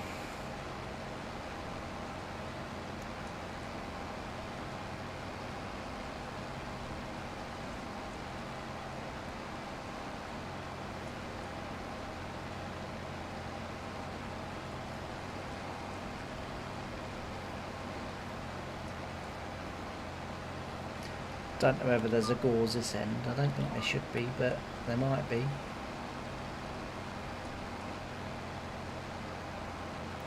I've got a horrible feeling the GPS has put a bend in that.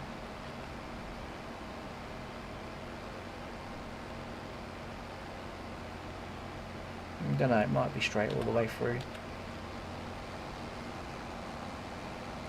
We'll just have to change that, if it has done, when we come to plant it, because we should be able to plant it a little bit straighter if it has done, but we'll wait and see.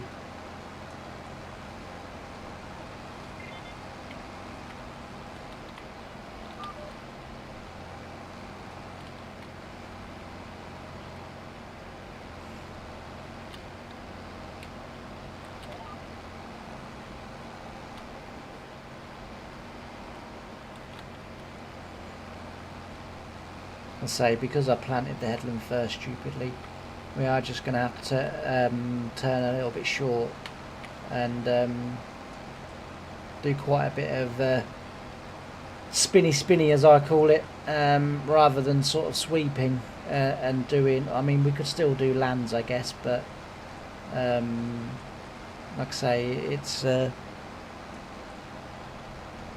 it is quicker, I think, to go up and down, turn short all the time, and just go up and down. But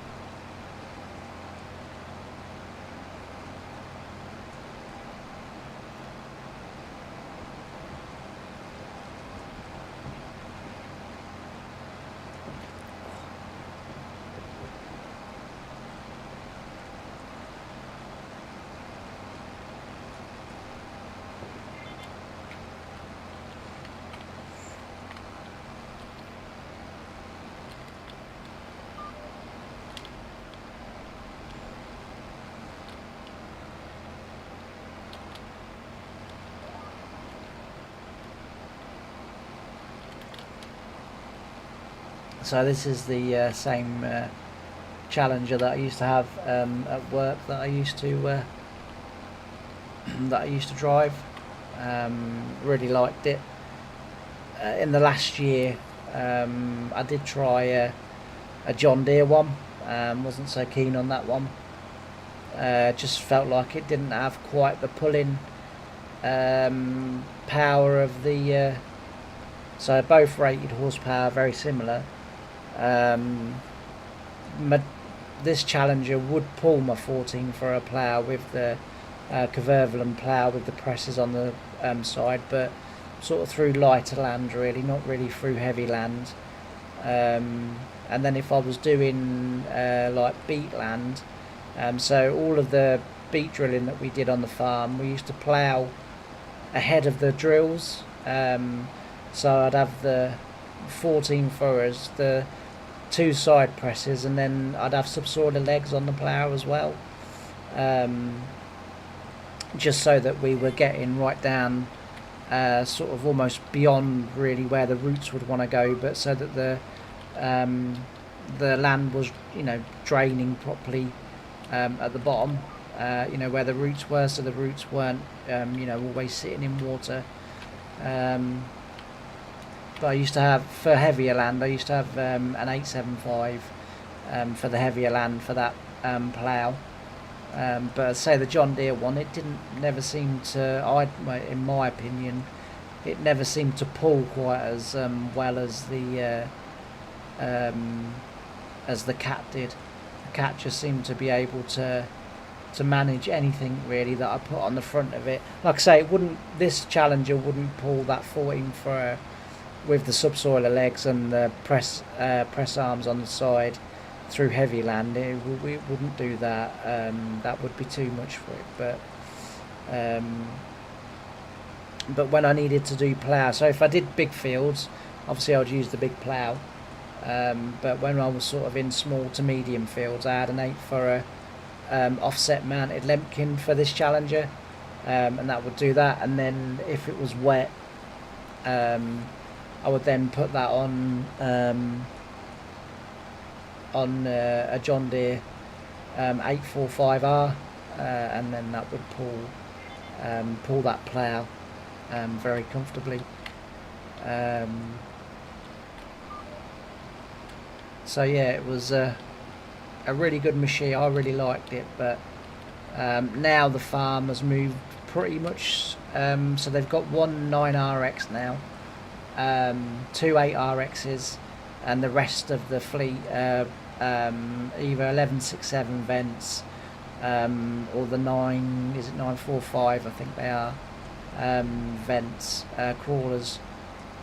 So they've sort of moved away from Challenger, but the Vent and the Challenger are pretty much the same tractor really. There's not too much that's different between them.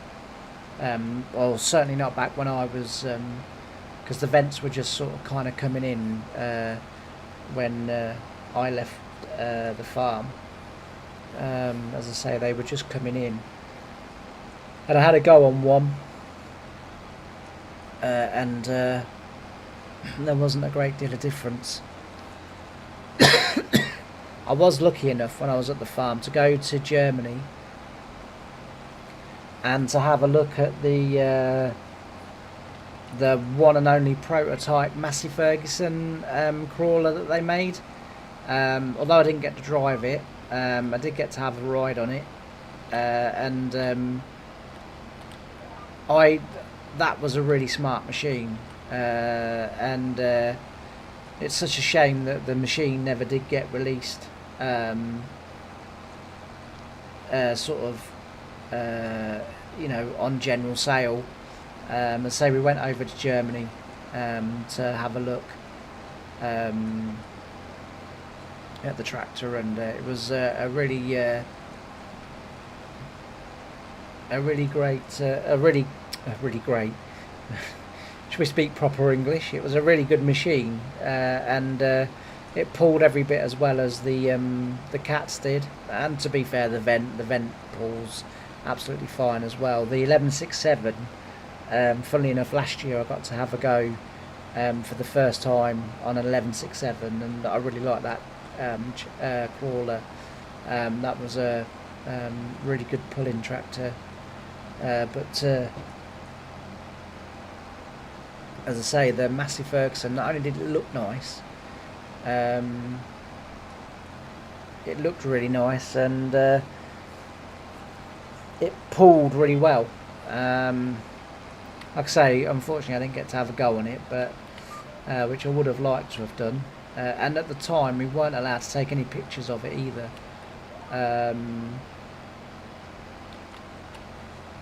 but the farm got invited over because although we haven't got any now, when I joined the farm, most of the tractors were Massey Fergusons. The combines were Massey Fergusons, tractors were Massey Fergusons, but then they, I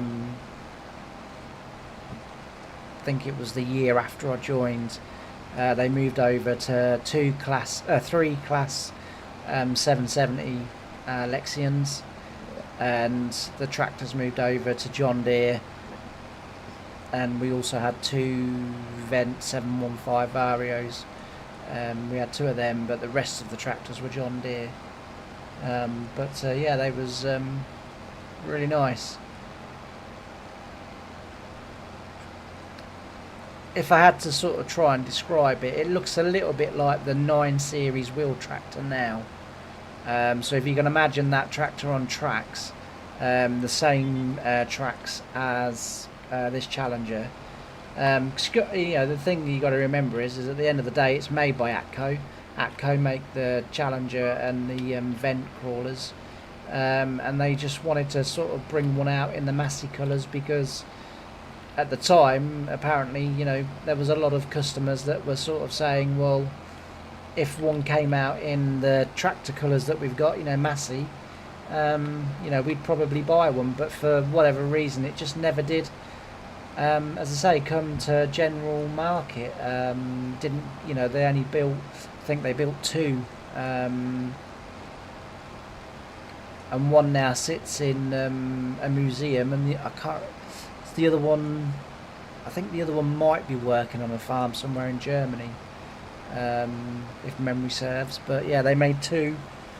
And the day that we went to look at it, one was pulling a plough. And the other one was pulling a 9-metre Verdestat. So they were ploughing and drilling with them, and they looked really good. And, was really impressed. Like I say, if I'd have been working on the farm and they'd have come out for general release, I might well have asked for one, because every 5 years all of our equipment got updated anyway. And they used to, every 5 years they'd come to you and say, same again, or do you want something different, or do you want to have a few trials and try a few different tractors out? I only went through one machinery change, and that was, I went from an MT76, I think it was a 764C. And then I went up to the 775E. But as I say, my job was pretty much ploughing. That was, what my main job for most of the year was. Just sitting on a plough. And then I used to go and do a little bit of contract ploughing. I used to go and do contract drilling as well.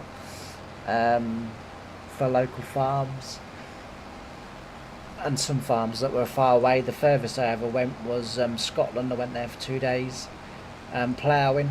That was a heck of a drive up. That was, obviously we took the crawler on the low loader on a lorry, on one of the farm lorries, but yeah, that was a hell of a drive up that was. And then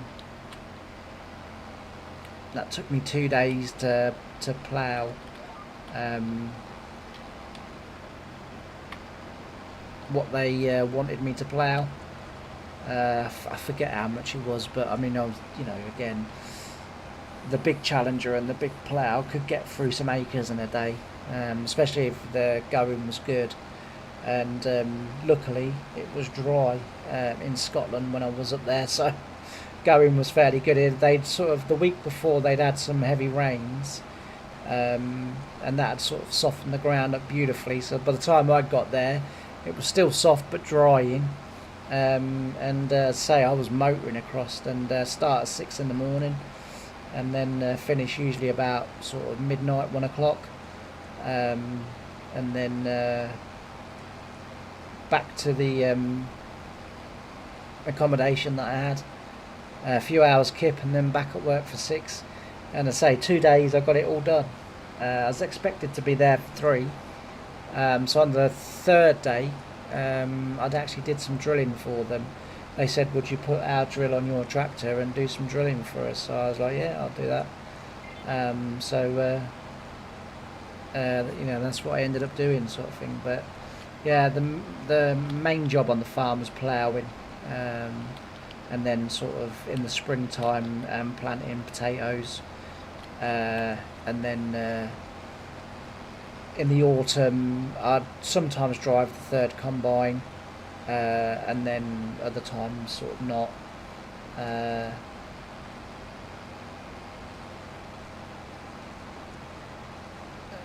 You know, sort of kind of when there wasn't much ploughing to be done, I kind of was one of those workers that I could do most things on the farm, I could do most jobs on the farm, so I could just sort of slot in somewhere, you know, whether it be on the 3rd combine, whether it be on a tractor and trailer, whether it be, you know, sort of whatever really.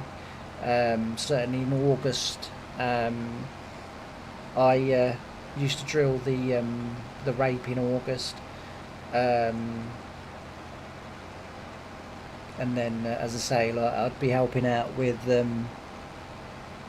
or be on the potato harvest for the majority of it, especially if it was wet. So we had 2 Grimmy self-propelled. Now they've got 4 DeWolfs. This year I'll try and get out and I went out last year a couple of times to try and film them, but so I missed them by a day every time. So this year I've had a word with the farm manager and a couple of the lads and said, look, when you're in that field, can you ring me so I can come and film the harvesters? So hopefully we should get some footage of them this year, and that would be pretty cool. But I say we had 2 Grimmy self-propelleds at the time, 2 Grimmy GT 170s. And then the last year that I was there, they moved over to Standons, and now, as I say, now it's just 4 DeWolf self-propelled harvesters. They don't have any trailed harvesters now. So as I say, you know, if I had still been there, I'd now be driving a well, I can actually, oh no, yeah, I think I can show you which one it is. It'd help if I went into potato harvesters. It's this one. This is the one they had. So they got 4 of them, and then they also harvest the carrots as well. I think the Standons maybe, just, I don't know, I'd have to check this, but maybe the Standons, if they've still got them, do the onions. Because it was very rare that we ever had our self-propelleds in the onion fields. Again, I used to do the onions with the GT 170. I'd do the, as I say, do the onions with that. Ideal for that. You know, they used to, so the way they used to lift the onions and then they row them into 2 rows. So they'd get windrowed into 2 rows. And then I could just go through and say 2 rows at a time, and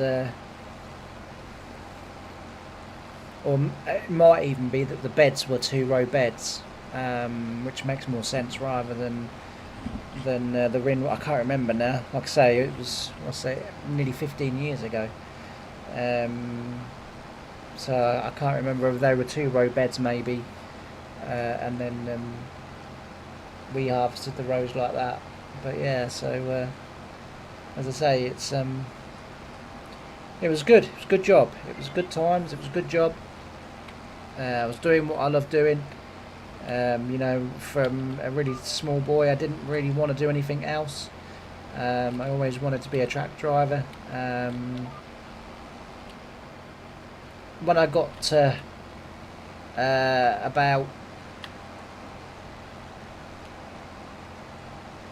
12, 13, something like that, there was a period where I wanted to be a writer, And even today, you know, sort of away in my spare time, which again, live streaming now does free up a little bit more time for me. You know, I'm still heavily involved in the writing side of things. It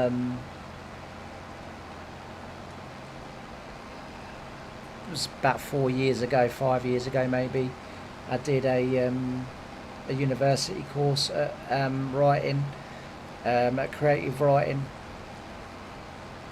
So I say the writing never left me, but farming and tractors was where I wanted to go.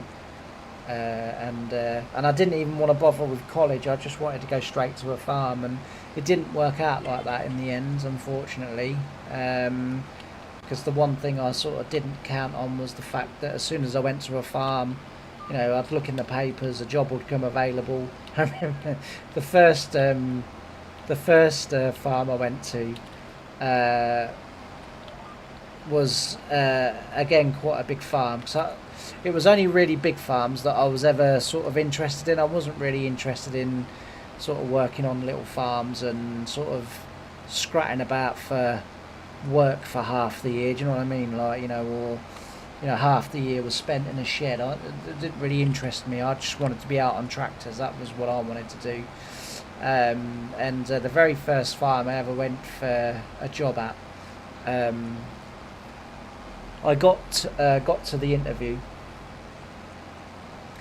and so I sent in my application, got to an interview, went for the first interview, and we talked about loads of different things. Anyway, he then narrowed it down to 4 people, and I was one of the 4. And he again, we did the interview, and this is why you should never assume anything. This is a fantastic lesson in why you should never assume anything. So we goes to the interview. Like I say, all 4 of us was on the same day, not at the same time obviously, but on the same day. And it was a Friday, and we were due to start on the Monday, because it was in time for the onion harvest, because they were an onion farm. They were big onion growers. And I came home on the from the interview, and was sort of trying not to get my hopes up, but I was really hopeful, but trying, you know, not to be, because you know, when I sort of left the interview, he basically said, "You've as good as got it." He said, "Your passion and knowledge of farming for someone so young is incredible." Like, and you know, I mean, I'd spent nearly all of my childhood with either my granddad on a farm, or with my uncle on the farm that he worked on, H. Worth's. And so you know, I've grown up with it. Like, you know, that was all I knew really. You know, even at that young age, that was pretty much all I knew. And yeah, I remember the phone call. I was having my fish and chips for tea, and the phone went. Landline back then, no mobile. And the phone went, and I answered it, and it was the sort of owner, manager, or whatever of the farm where I've been going for the interviews. And he said, "I'm pleased to tell you you've got the job." He said, "In the morning," he said, "I need you to bring up your bank details," and he said, "I also need your driving licence," and he said, "'Cause I need a copy of that for the insurance." And there was something else as well that he wanted, and I went, "Driving licence?" And he went, "Yeah." He said, I need that for the insurance, mate." He said, like, you know, he said, "All I'll do is I'll take a photocopy of it." He said, and that'll be it. And I said, "I haven't got a driving licence." I'll never forget his response was, "The fucking hell are you doing? Applying for a job on a farm and you haven't even got a driving licence?" He said, "What did you think you was going to be driving? Pedal tractors?" It kind of, like I say, he'd assumed, and you know, I kind of showed my age a little bit, because it just never crossed my mind. Never crossed my mind. I thought, I'll be on fields. I'm allowed to drive tractors on fields. I'm old enough to drive tractors, but of course they wanted me to get the tractor from the farm to the field and then back again. Not getting that job. But yeah, I do remember that. And boy, oh boy, he really sort of kind of let rip a little bit on the phone, which at the time was, as a sort of 16, probably 17-year-old, was a little bit kind of intimidating, I guess. But now sitting back, it makes me laugh now. And then for quite a few years, obviously, every time I went, I used to apply for a job and what have you. Eventually got my car license, and started applying. But of course, every time I applied and every time I went somewhere, it's like, okay, what college have you got? I haven't got any. Okay, fair enough. What experience have you got? I haven't really got any apart from sort of riding and driving a track marshal with my granddad, and sort of riding on Challengers and different things with my uncle at AH Worths, and they were like, that's not experience, mate. That's just a Saturday afternoon out, that is. And they said, like, nah, don't waste my time, go away. Ended up getting a job at Tesco's, and for my sins. Although, to be fair, Tesco's wasn't too bad, actually. It's good perks with Tesco's, working for Tesco's, so it wasn't too bad, to be fair. I enjoyed the job there. And then I think it was during the summer, I was watching through Tesco's shop window while I was sat on my checkout.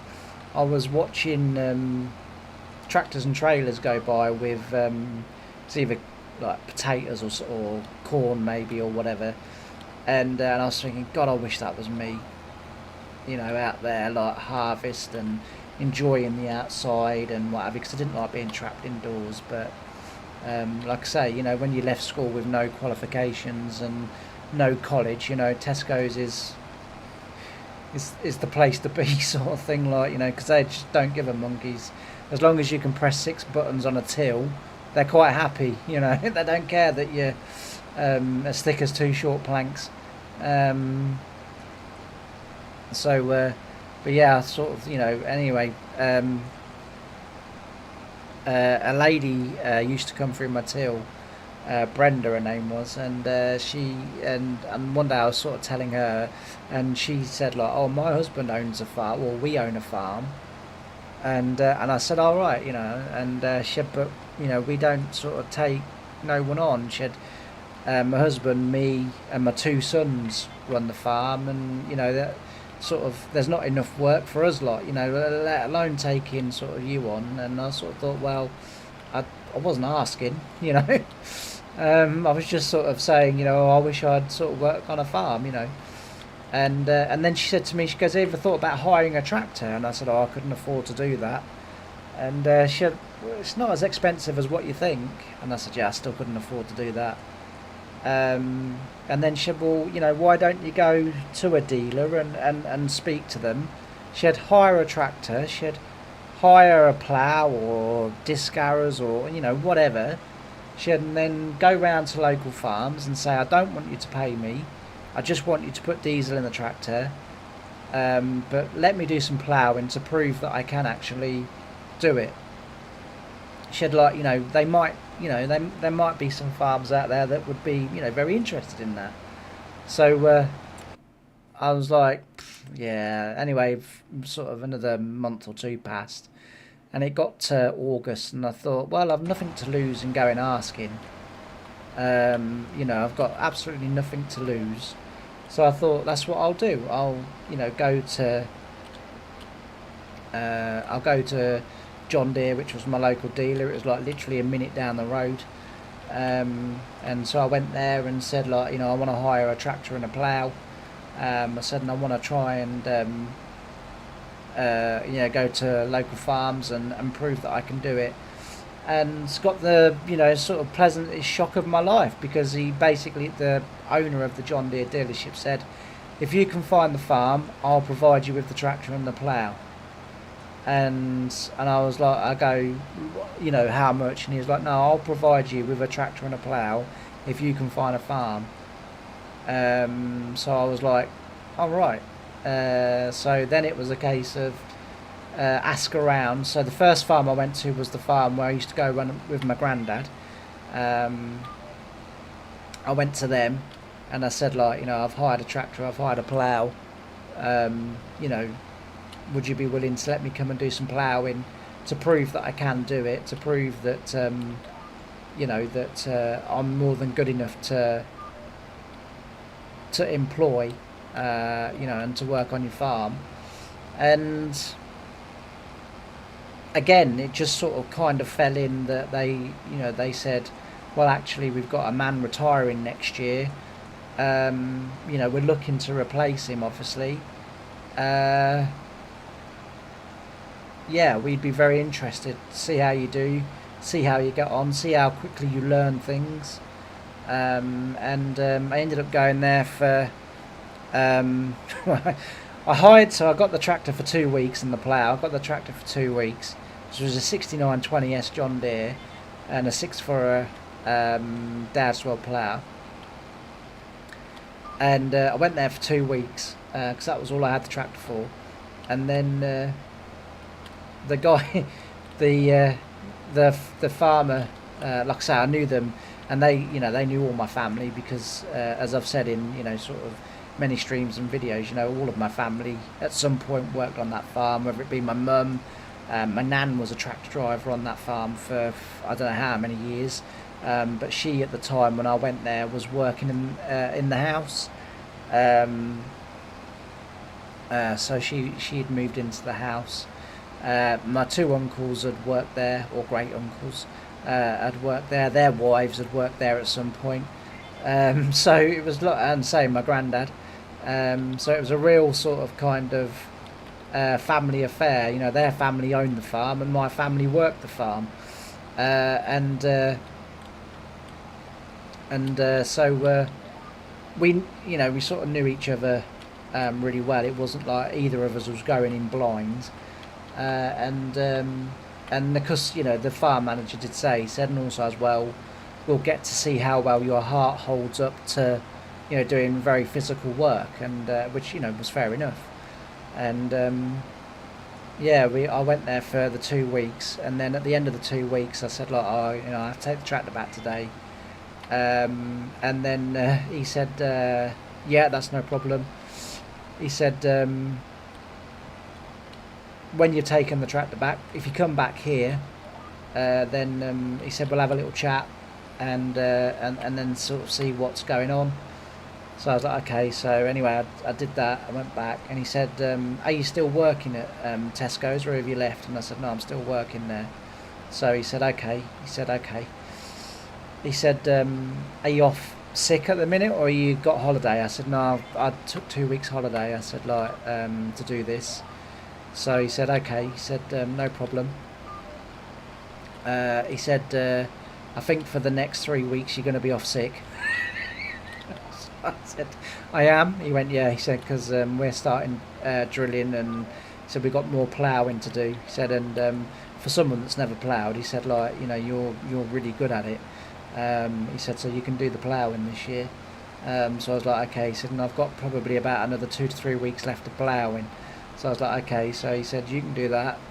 He said, and then you can help us with the drilling and what have you. He said, if you get fired, we'll just take you on now.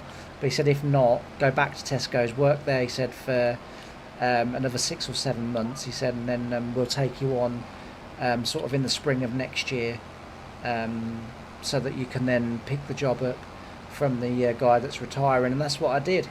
You know, I stayed there because I went on early September, or went in early September onto the farm, and stayed there till like mid-October, late October, something like that.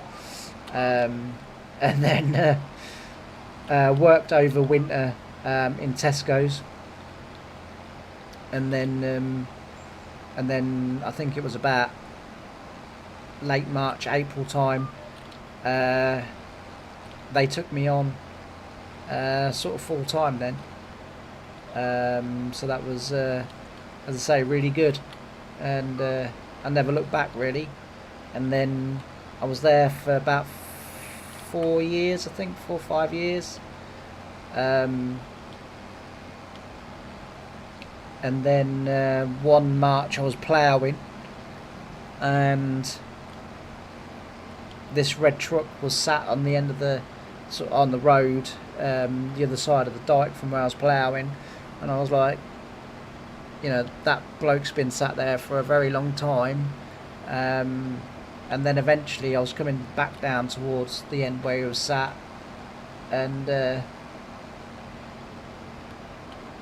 he got out and came into the field, and then said who he was, who he worked for, and then said, I would very much like to have a ride with you, because I've got some things that I want to talk to you about.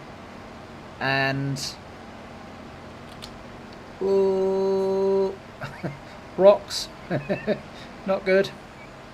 We'll have to come back with the skid steer and get rid of them, because they're in the way. That's kind of sort of really what happened. He sort of rode with me for a good 2 hours that morning, explaining who he was, who he worked for, what they did, and that he would like to give me a job, and as I say, it was a really hard. I can kind of liken it a little bit, only a little bit. I mean, I'm not overplaying this, but to give you some sort of idea of what it was like, the decision that I had to make, it felt a little bit like the season that Chelsea and Real Madrid came in for Steven Gerrard, and Gerrard had to decide whether he wanted to leave his boyhood team and go off and sort of play for, certainly in Real Madrid, one of the biggest teams in the world, or whether he wanted to stay there. And that was kind of the sort of dilemma that I had. That farm that I was working on, I'd wanted to work on that farm. All my family had worked there. I'd grown up with that farm, and so it was kind of like I didn't really want to be anywhere else. But the new farm was offering better equipment, more money, which obviously for any, and as I say, at that time I had a missus, and different things, and more money, a house. They were offering me a house as well. I mean, the farm that I was working on, they offered me a house, but said, like, we want full rent. Whereas the second farm that I worked on said, you've got a house and it's 50p a month rent, because we have to charge you something by law. So they said it's 50p a month, and that was what it was, and that was the sort of dilemma that I had really. And in the end, as I say, in the end, I did choose to go to the farm, mainly because me and my partner at the time, we just wouldn't have been able to have afforded a house, and here they are offering me one for 50p a month, so it was kind of a no-brainer really in the end. But it was with a real heavy heart that I left the first farm. I didn't want to really leave them as such, but when you're being offered nearly double in wages and a house, and a work truck as well, so I wouldn't be using my own petrol. It was, in the end, it was just too good to turn down. And as I say, like, I was there for, I think I was there for about 5 years. I think I was there 5, maybe 7, something like that. And then the first day of spring drilling, it was I think it was the 1st of March, or it was very early March anyway. and I rocked up for work one morning feeling absolutely fantastic, ready to go. I'd been sent a text message the night before saying, James, when you come into work tomorrow, we're drilling. And you know, I think we were drilling barley and spring barley, and like, you know, I want you to go here. You know, there's like, I think it was about 900 acres in a massive block to drill out on the marsh, and you know, he said, like, we'll leave you to it. You know, that's sort of be your job, and we'll just leave you to get on with it. Which, you know, 900 acres was pretty much about a week's worth of drilling, roughly. So with a 9 metre verdostat, I could usually get through about 850 acres a week, which obviously when you're growing, you know, sort of 3, 4, 5,000 acres a week, you've got to be able to get through it quickly because the windows are so short, and optimal sort of drilling conditions are so short nowadays that you need to be able to get through it. I mean, you know, obviously we were using GPS, so I wasn't relying on bout markers and being able to see it. Because you're using GPS, you know, I could drill late into the night and I'd know that I wouldn't be going wrong, you know, because the GPS would be getting me down the field, so to speak, you know. So it's yeah, I could sort of motor on. So it was, you know, just over a week's worth of work down there on my own, which I really liked. You know, I like being left alone on my tractor, you know, just getting on with it. And say I got there, got the drill loaded up, got down to the marsh, so I was, you know, I was absolutely miles from anywhere, miles from anyone, and my missus at the time, she rang me and said, look, you know, I can't, whatever it was that she was talking about, and I just remember her saying to me, she said, you know, you feel like, you know, you all right today? Because I'd always gone before she got up, and I said, and about 20 minutes, half hour before she called, I'd started to feel a little bit strange. I couldn't really put my finger on it, not really, but I just felt a bit odd, and so I, you know, sort of said to her, well, actually, you know, I'd sort of don't know what it is, but, you know, I might be coming down with a cold or something. And anyway, we hung up the phone, she went off to work, and an hour later, I'd got out of my tractor, funnily enough, to unblock some coulters on the drill, and yeah, it just collapsed to the floor.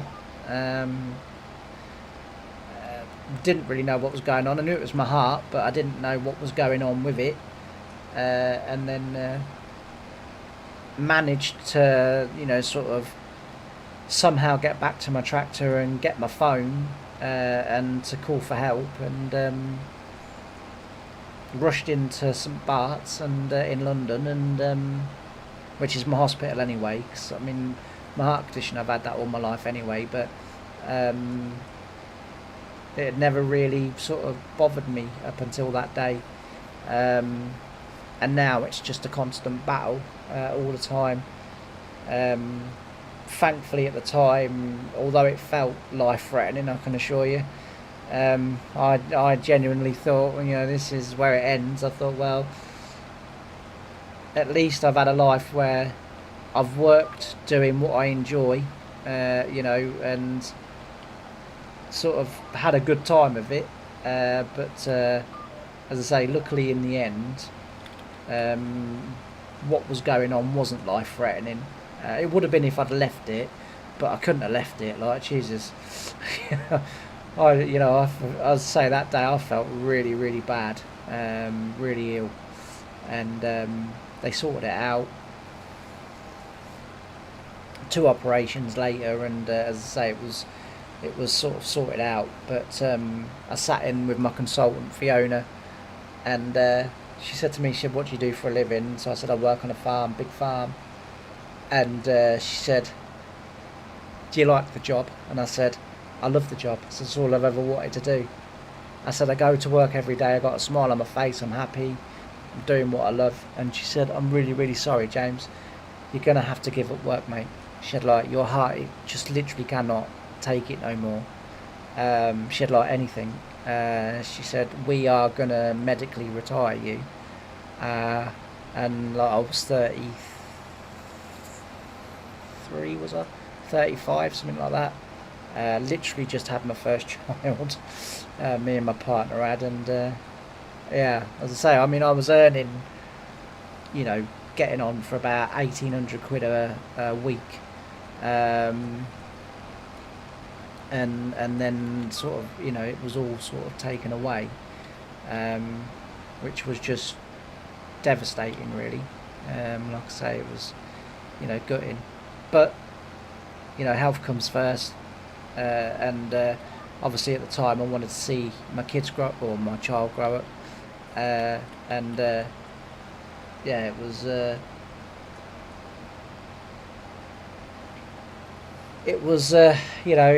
heck of a shock, and not very nice. And I think then I sort of spent probably 2 years in, I don't know, I don't want to sound over dramatic or anything, but sort of, I was going to say deep depression, but certainly depressed for 2 years. Kind of hated sitting in, doing nothing all day. I had to, obviously it was on now a lifetime of medication. I have to have like checkups, sort of every few weeks, just to make sure that everything is still functioning as it should be. And then last December, just gone, it all went wrong again, and I got rushed in again. And I've had the procedure again to correct it, but I've been told that I won't be able to have it again. And so I don't sort of not really know what the future holds if it goes wrong again.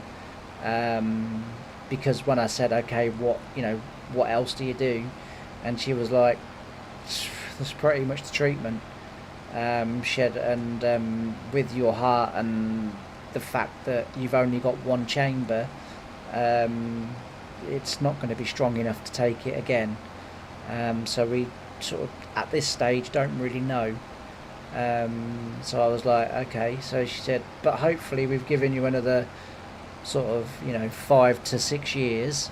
She said, and that gives us 5 to 6 years to come up with a plan to keep you going another 5 to 6 years. She said, but at the moment we're not sure.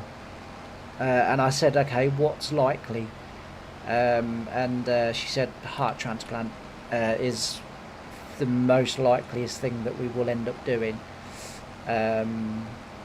She said, but we don't want to be doing that too early. We want to be doing that as late in your life as we can do, so that she said you usually get about another sort of anywhere from 10 to 20 years on a heart. She said, if we can give you that in your sort of mid to late 50s, that would be fantastic. She said, because then you would probably get into your 60s and maybe even into your 70s. She said, and that for you, you consider that when you was 10 years old, and we've got it in writing. We said it at the time. You've got about another 5 to 7 years, and she said, here you sit at 45. She said, we're kind of wondering, well, actually, how far can we get you? She said, it's almost of a bit of a challenge to us to try and get you as far as what we can get you. So yeah, as I say, the future is a little bit up in the air at the moment, but hopefully either technology will develop a little bit more and there'll be something, or a transplant, or I don't know. But as I say, for for the first two or 3 years, I didn't really do anything. I just basically sat in my chair and felt sorry for myself all day, and sort of stopped enjoying life, stopped going out, stopped doing things.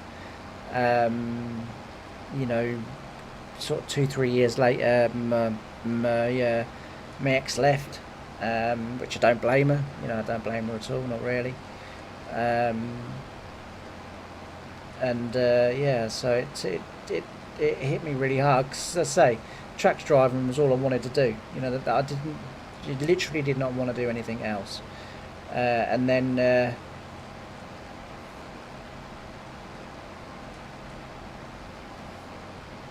I'd already discovered, by the time I'd got to Farm 2, I'd already sort of found Farming Simulator, but it was a game that I could play for an hour, or 2 hours maybe, and then I'd just sort of get a bit bored of it. And then in 2018, I don't know, for me the game just took over, and to say, it's literally all I do now. I sit in my chair every day, you know, basically, well, apart from this last week where I've played nothing but Farmers Dynasty, but normally it's, you know, get up in the morning, usually get up around sort of 5-6 o'clock, turn the computer on, and then play it till I go to bed, usually around sort of 11 to midnight, and then I don't sort of sleep all that well, so, you know, sort of some nights I either just sit and play on my tablet, or,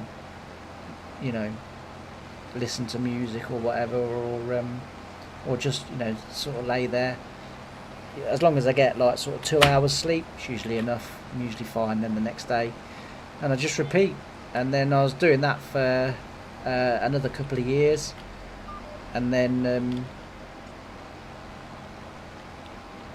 I started to go out a little bit more again, and started to go back to doing things that I really enjoyed.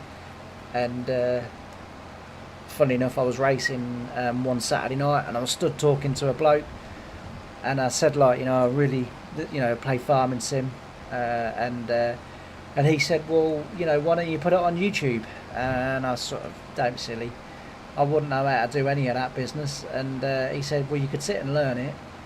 And he said it's not that hard. And he literally, at the track, we were waiting for the meeting to start, and he basically showed me on his phone pretty much how to do it, I sort of, for a few months, I just sort of thought, nah, you know, I can't do that. You know, I'm not, you know, I'll be no good at that. And then in 2022, what are we now, 2026? So 2024, I think it was, in January 24. I dabbled before then, but in January 2024, I decided, no, actually, this is what I am going to do. I'm going to do it every day, see where I get. At that point, I came up with 1950s Farm, and that was the first proper real series on YouTube that I did. And not really look back. I mean, you know, sort of 2 years on now, you know, I've got 849, 50 subscribers, something like that. Yeah, I just really enjoy it. And, you know, we've moved on a bit further, and I no longer do short form videos no more. You know, I sort of do 3 streams a week, which will soon be 4.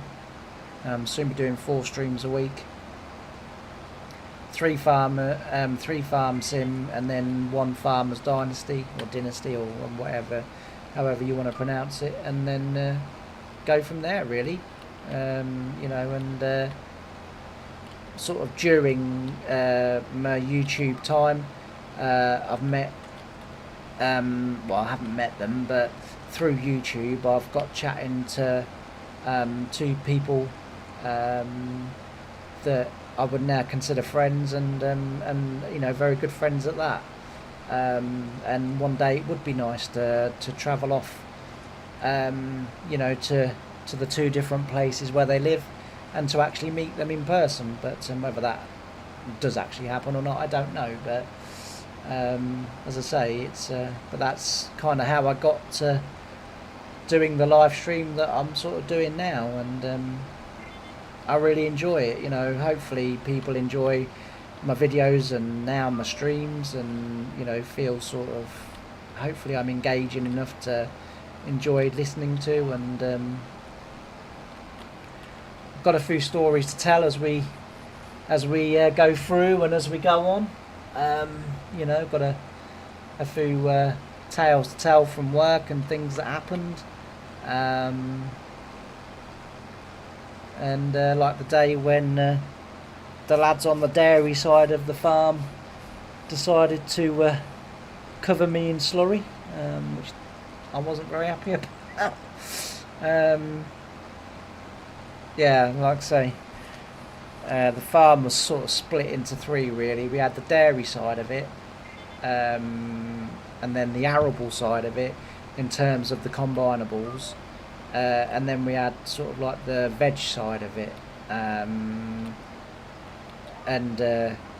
being on the arable, I started off on the arable and then very quickly got moved over to veg because I really enjoyed the work, and they said, you know, we try and put people where they enjoy being, because then they work the best there. Like, you know, that you may as well have people doing what they enjoy doing rather than sitting there all day hating what they're doing and not doing a very good job. You know, our business relies on you lot getting it right first time every time, and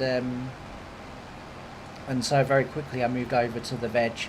I still sort of, you know, did the arable side as well. So like, because I've never needed that much sleep really. 2-3 hours a night is more than enough for me to feel completely recharged and ready to go again the next day. So because I could work, you know, really late into the early hours, you know, I was ideal because I could do the ploughing on the arable side and then the ploughing on the veg side, and sort of pretty much, I mean, there was obviously other people that did and could plough as well, but pretty much I could do most of it, just because I, you know, sort of didn't really get tired, and even if I did get tired I knew I wouldn't sleep anyway, so what was the point in going to bed? I might as well sit up, and I used to look at it like this when I was younger, you know, sit up and earn money, yeah, say that was kind of what I did. But yeah, this one particular day I got to work, and the boss man said to me, he said, right, he said, they haven't quite got enough land for cleared for you to start today. So I said, right, he said, you'll catch them up in like sort of two days. So I said, okay. He said, so we thought we'd let them get another couple of days ahead and then set you off. So I said, yeah. He said, so today, he said, like, would you mind going up to the dairy for the next couple of days and helping them out down there? So he said, like, all you're going to be doing is carting bales, and he said they want slurry carting from one farm to the other. He said, like, is that alright? So I was like, yeah, if that's what you want me to do. And anyway, went up there, spoke to the lads, and they said, like, oh, today, you know, you cart bales or whatever. I was like, okay. Anyway, the third day that I was there, which was due to be my last day that I was helping out on the farm, because one of the blokes who worked on there full time had a heart attack, so I was kind of sort of, while I didn't have much else to do, I was filling in. And the last day we were carting slurry from, as I say, from one farm up to another farm, which was, so I was carting from Lincolnshire up into High Norfolk, so not far from Yarmouth, and which, you know, on our fast tracks, you know, you could usually do sort of 2 or 3 loads a day, and there was 5 of us running back and forth loading. Anyway, got back to the farm to do my last run, to fill up and then do my last run, which was about 5 o'clock in the evening. And one of the lads came up to me and said, here, I've got a problem with my tanker. So I said, okay. So I said, what's that? He said, it's blowing out okay. So I said, right. He said, but it's not sucking in okay. So I said, okay. So he said, like, if you wouldn't mind getting, come and listening, see whether you, he said, because it's running and I'm stood next to it, I can't hear whether there's any air or whatever in, you know, like in the system or whatever it was. Yeah, yeah, no problem. So I went over there, didn't I? He's and he tried it and he come round. He goes, well, I said, no, I couldn't hear it. I said, like you say, in the machine. He said, well, you'll have to get right down to it. So he said, like, you know, really get your head down to it. He said, but you should be able to hear whether it's hissing or not. So I was like, okay, yeah, yeah, all right, fair enough, you know. So anyway, got my head right down to it, didn't I? And of course, you know, what did he do?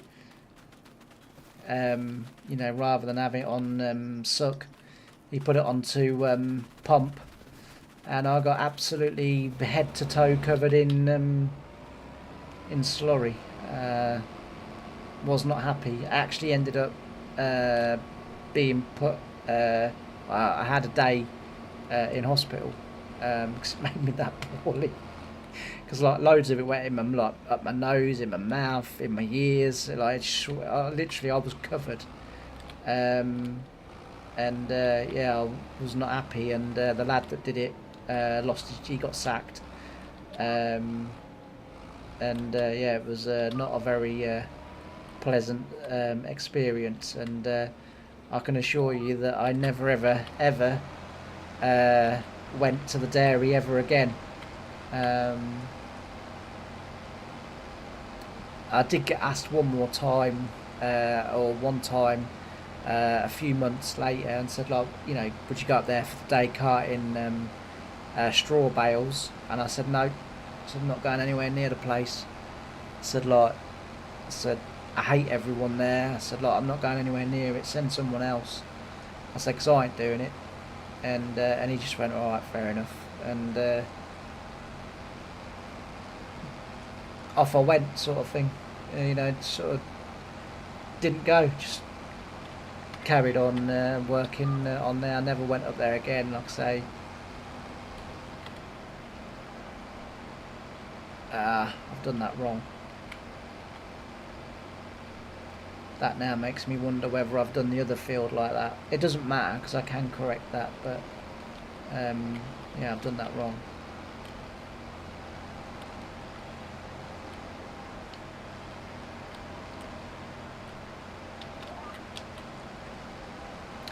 Not supposed to ridge on breed number 4 because that's my headland gap.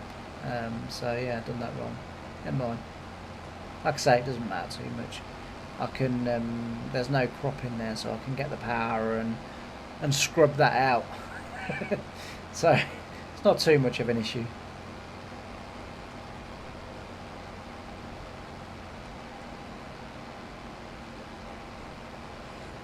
I say, I think this year we're gonna on the farm. I think we're gonna have 2 fields of potatoes, and then I'll probably go 2 fields of carrots.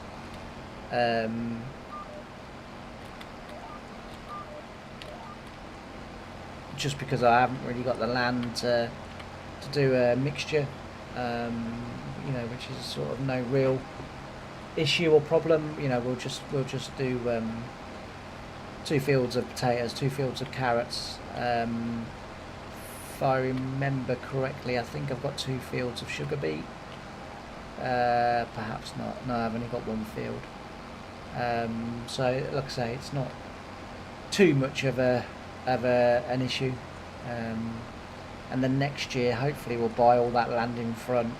I might even buy some of the more of the land out near the shop and that other building, and that will, you know, greatly increase our acreage and our growing capacity as well. So I'm not too worried for this year. Like I say, I literally bought this field the previous game day, or this land here, because I didn't own any of this in here, and I literally bought it and thought, gonna have to put some crop on it because I can't really afford to have the land not doing nothing for half a year. So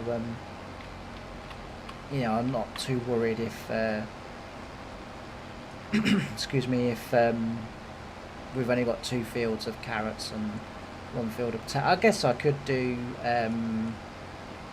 so what have I got in? I've got 1, 2, 3, so I've got 4 altogether. Yeah, I suppose I could do, if I wanted to, I could do 1 of each, and then 2 of one and 1 of each, I guess. I don't know, we'll see what happens.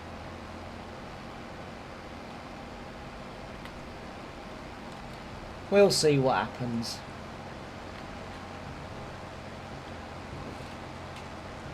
I'm sure we'll get it right in the end.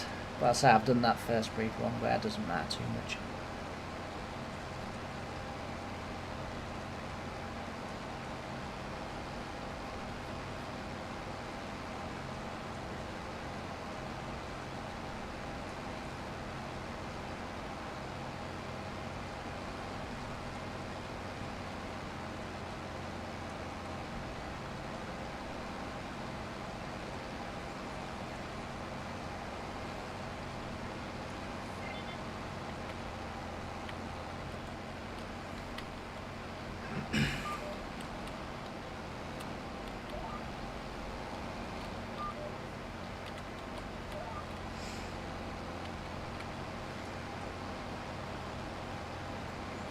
I say it's not ideal to do the headlands first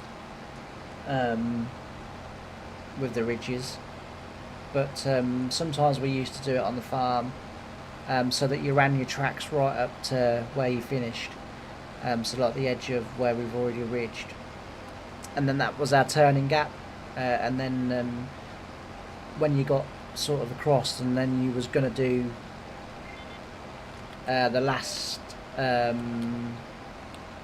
breed on the outside, they would come then with the subsoilers and stuff, lift the land back up, and then you know, then you could redo it, sort of thing. But it just meant that if you did the headland first, the land would stay friable, whereas if you did the headland last, because you'd been turning on it all the time,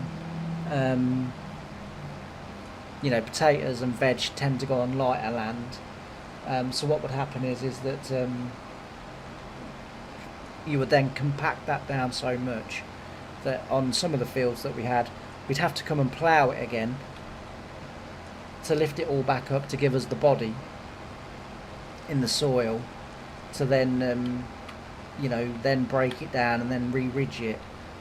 So we tended to sometimes run the ridger, run the headlands first, because then it would stop us from turning on it, and then we would turn in the field, and then what we would do is so I've done up to the 3rd one, so it might be that you do from the 2nd one, so the breed I'm on now, back to the field, and then you'd just be turning on one little bit all the time, and then they'd come and subsoil it, or sometimes they'd come and re-plough it, and then you'd only have one strip to do then, so you'd turn within a 6 metre gap.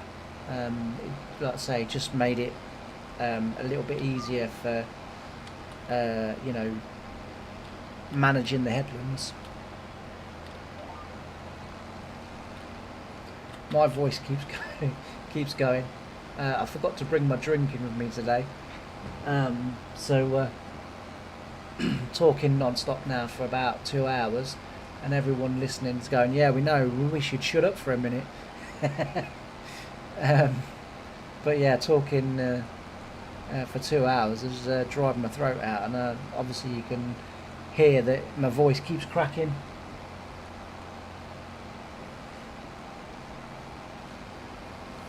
But we'll get this done, and then say we'll get this machine back to the farm, and then we'll go to the shop, pick up the planter, get it filled up with potatoes and fertiliser, and then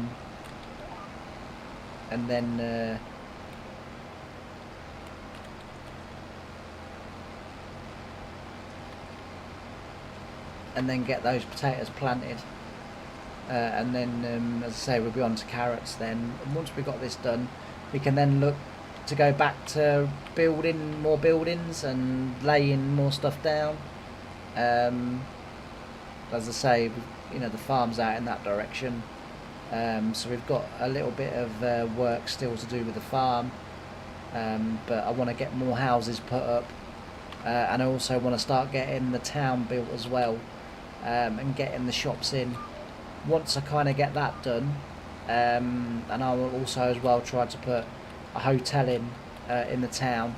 Once I get that done, I then want to go, so it's right out there, you can't see it from here, but if I use my mouse, like you can see, so that like horizon there, all the way across there, and it goes all the way round.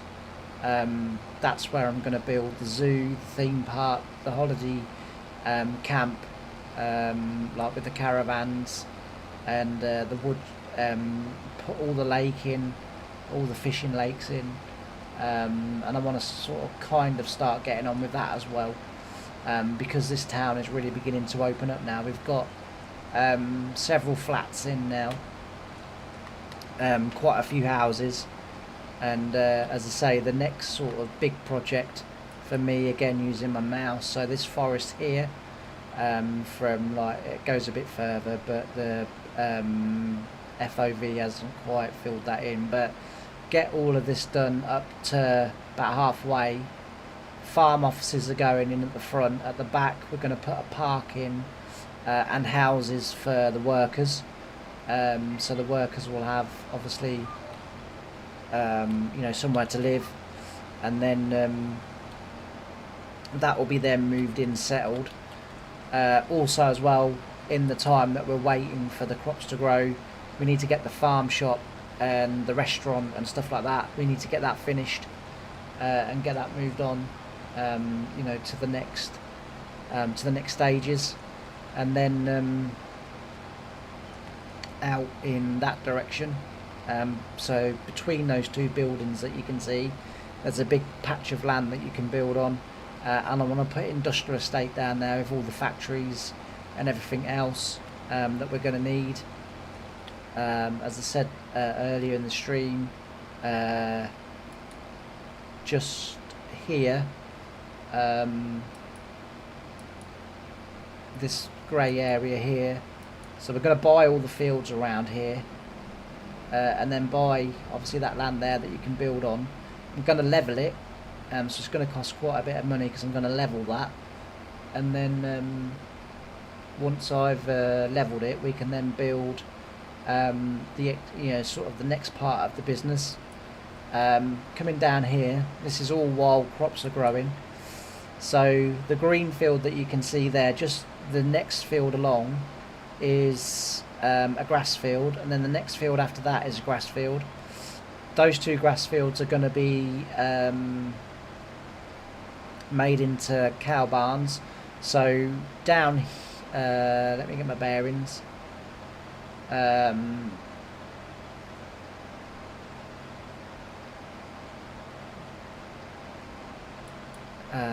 on.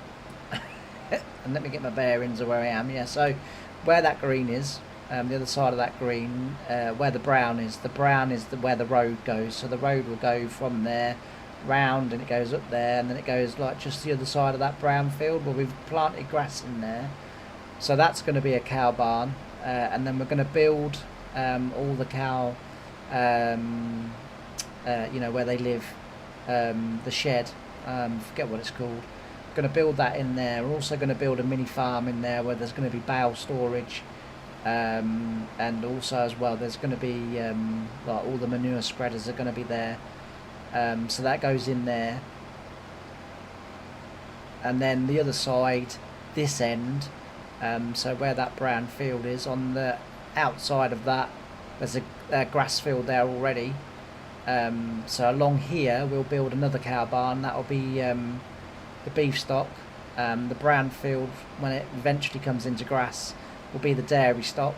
Let's say the next one will be the beef stock, so that'll be done.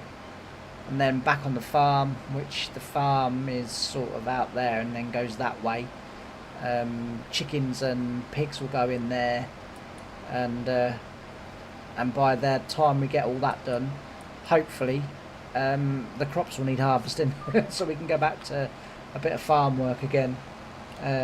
But as I say, we've got loads and loads to do on this map, you know, as well as sort of building, you know, the zoos and the theme parks and the holiday camps and the, you know, the holiday resorts and stuff like that. We've got more housing to put in, we've got more shops to put in, we've got towns to build, we've got another church to put in, you know, and this is all using buildable, you know, buildings, and having to, you know, build them from our own materials. And materials we have to supply ourselves, so we have to supply our own stone, our own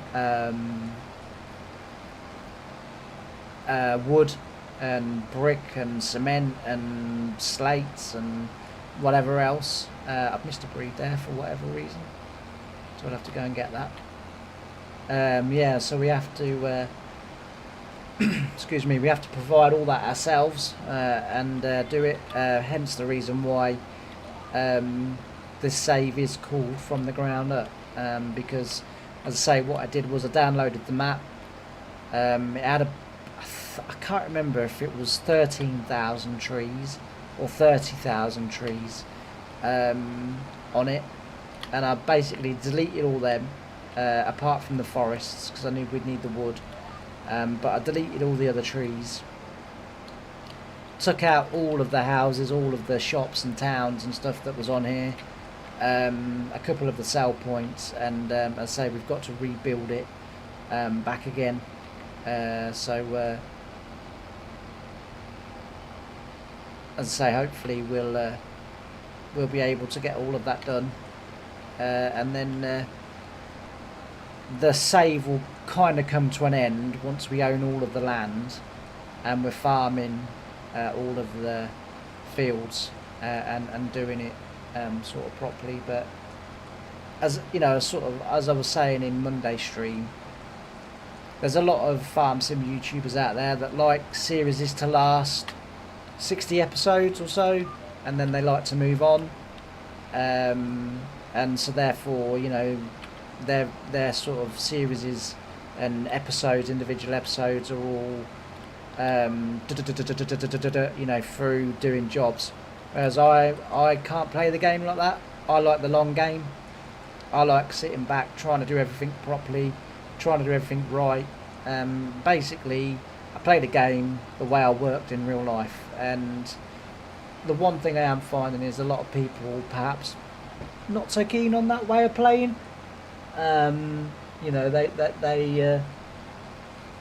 perhaps would prefer the you know, sort of format rather than the long game. But as I say, there is a few people that do watch my videos that do like the way I play, and like the fact that I try and do things properly and sort of take my time with stuff and don't rush it, and don't in a way, I, you know, sometimes feel like you're cheated out of it a little bit, because oh, you know, they'll sort of start the episode with, oh, off camera I've done all of the harvest and all, and I think, well, I would have liked to have seen that. So with me, you do get to see it. You do get to see all of it. You do get to you know, experience the game as the game should have been played. You know, there's going to be no combines with 10 million, you know, litre tanks and 150 metre cultivators and stuff like that. You know, we do it the way that it's done in real life. And as I say, Fen Edge, that I'm going to start properly over the next couple of weeks. So episode 1 really was, as I say, me building it up and kind of setting the save up. We streamed that last Friday, so if you're interested in that sort of stuff, go and see that episode. Monday stream just gone, 2 days ago, that was 1950s, and we were harvesting, and we were doing our harvest, and I towards the end of the stream said, I'll do a little bit of this offline, like off camera, just to move us ahead a little bit. And everyone in the stream that day, no, we want to see all of it. Like, you know, don't do any off camera. So when we come back to that next week, as I say, we'll be carrying on with the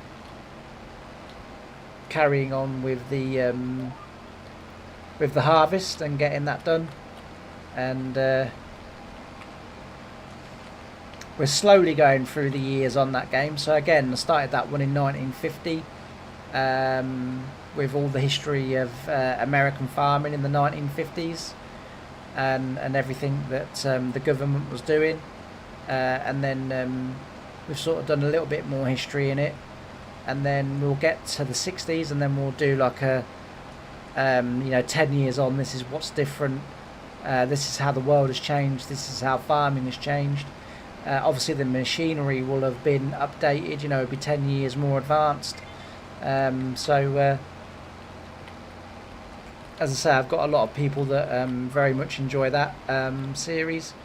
And as I say, that started off as episodes, anywhere from sort of 20 minutes to an hour.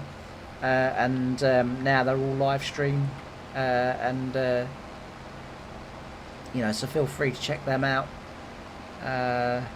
They're good fun, good laughs, and we go from there really.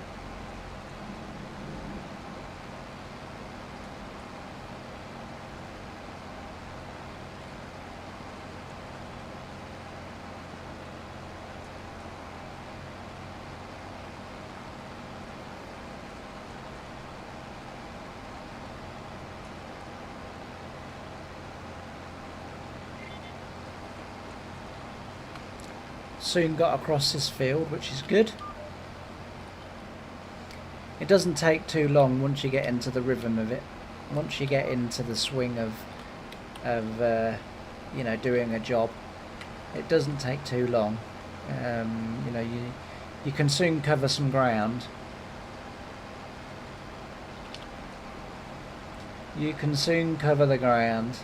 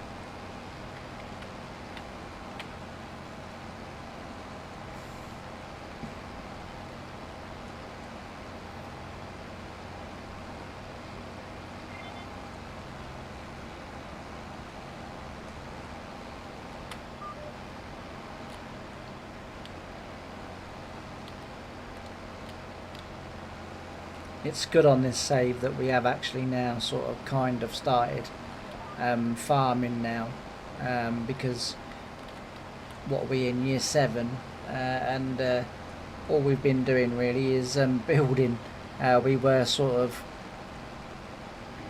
We started the save off with being able to do contracts. For 1 year we were able to do contracts and use the computer chosen equipment to do the contracts. Year 2 we were still allowed to do contracts, but we had to have the equipment ourselves. Year 3 contracts are now banned, so we haven't been able to do it. By year 3 we had to be earning our own money. It's been touch and go for for about 3 years on the game, but we have now got to a position where we are actually making sort of good money now. I have to admit, I don't regret doing the popular, you know, that we did, but I really didn't envisage it making me so much money. If I'd have known it was going to make me so much money from doing it, then I probably would have done a little bit of it just for variety and just for something a bit different, but I wouldn't have done the fields that I've done. I know in the end it turned out okay because the regular viewers of the save, you know, sort of turned around and said, well, actually we really enjoyed it, you know, it was really nice. And for all the years of struggle that we've sort of had on the farm, it's nice to have a little bit of money and nice to be able to go out and do a few little bits and pieces. And as I say, and then this year we've got some more money from the buildings that we built and then sold. So we sold those buildings like back to the council, if you like, or to the city or whatever, or to the strange powers of B. We sold them all back to them, and then that made us quite a bit of money. And then a little bit of canola that we grew last year, and we grew some wheat as well. So we've sort of done okay, really, this last sort of 12 months or so, 18 months on the game. But yeah, the first sort of 4 or 5 years we were really struggling, man. Like, we were really struggling, to the point where I thought this save may well come to an end because I've gone bust. I know I can take out a loan, which we would have had to have done, but luckily in the end I'm fairly certain we didn't take out any loans. We did just about get through it, but yeah, it was a real struggle. But as I say, we're now at a point now, we're farming now properly, and you know, we're really really getting on with it, and starting to really progress. And I mean, the money side of it isn't really the point to the save, like, because we're going to end, you know, eventually we're going to end up with an extortionate amount of money, and that's not really the point to the game. The point to the game is could we rebuild a map whilst playing the game as well? Because it's very easy to, you know, take all the stuff out that I took out and then rebuild it in Giants Editor or whatever, but I wanted to see whether or not you could build a map whilst farming the map, and kind of sort of thought, well, actually that might make a really good series, you know, for YouTube. So we kind of did it, and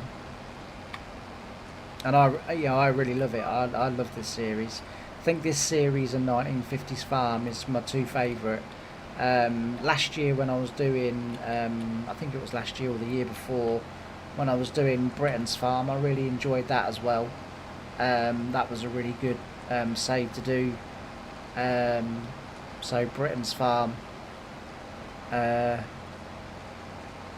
I say, that was really enjoyable, and I might even do a 25 version of Britain's Farm, as I say, because I really did enjoy doing it.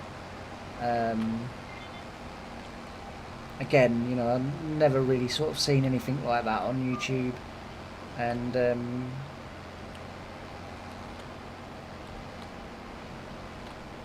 I just thought it would be interesting to do.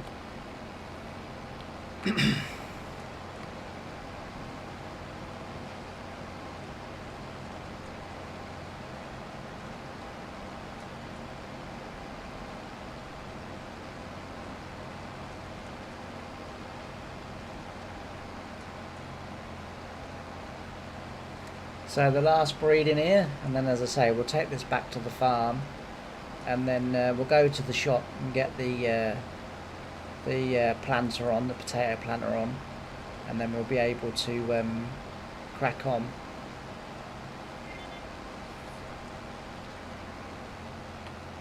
It does mean that I'm going to be planting in the next stream because the time has virtually run out. So as many people will know, I'm in the my computer's in the living room, and it's usually between sort of 4:30 to around 5:15 when people start getting back home, and the living room turns into a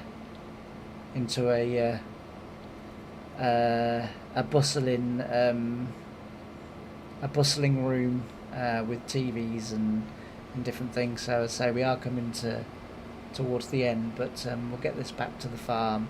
Should have enough time to go get the planter on, and then as I say, we'll call that time, and then we will then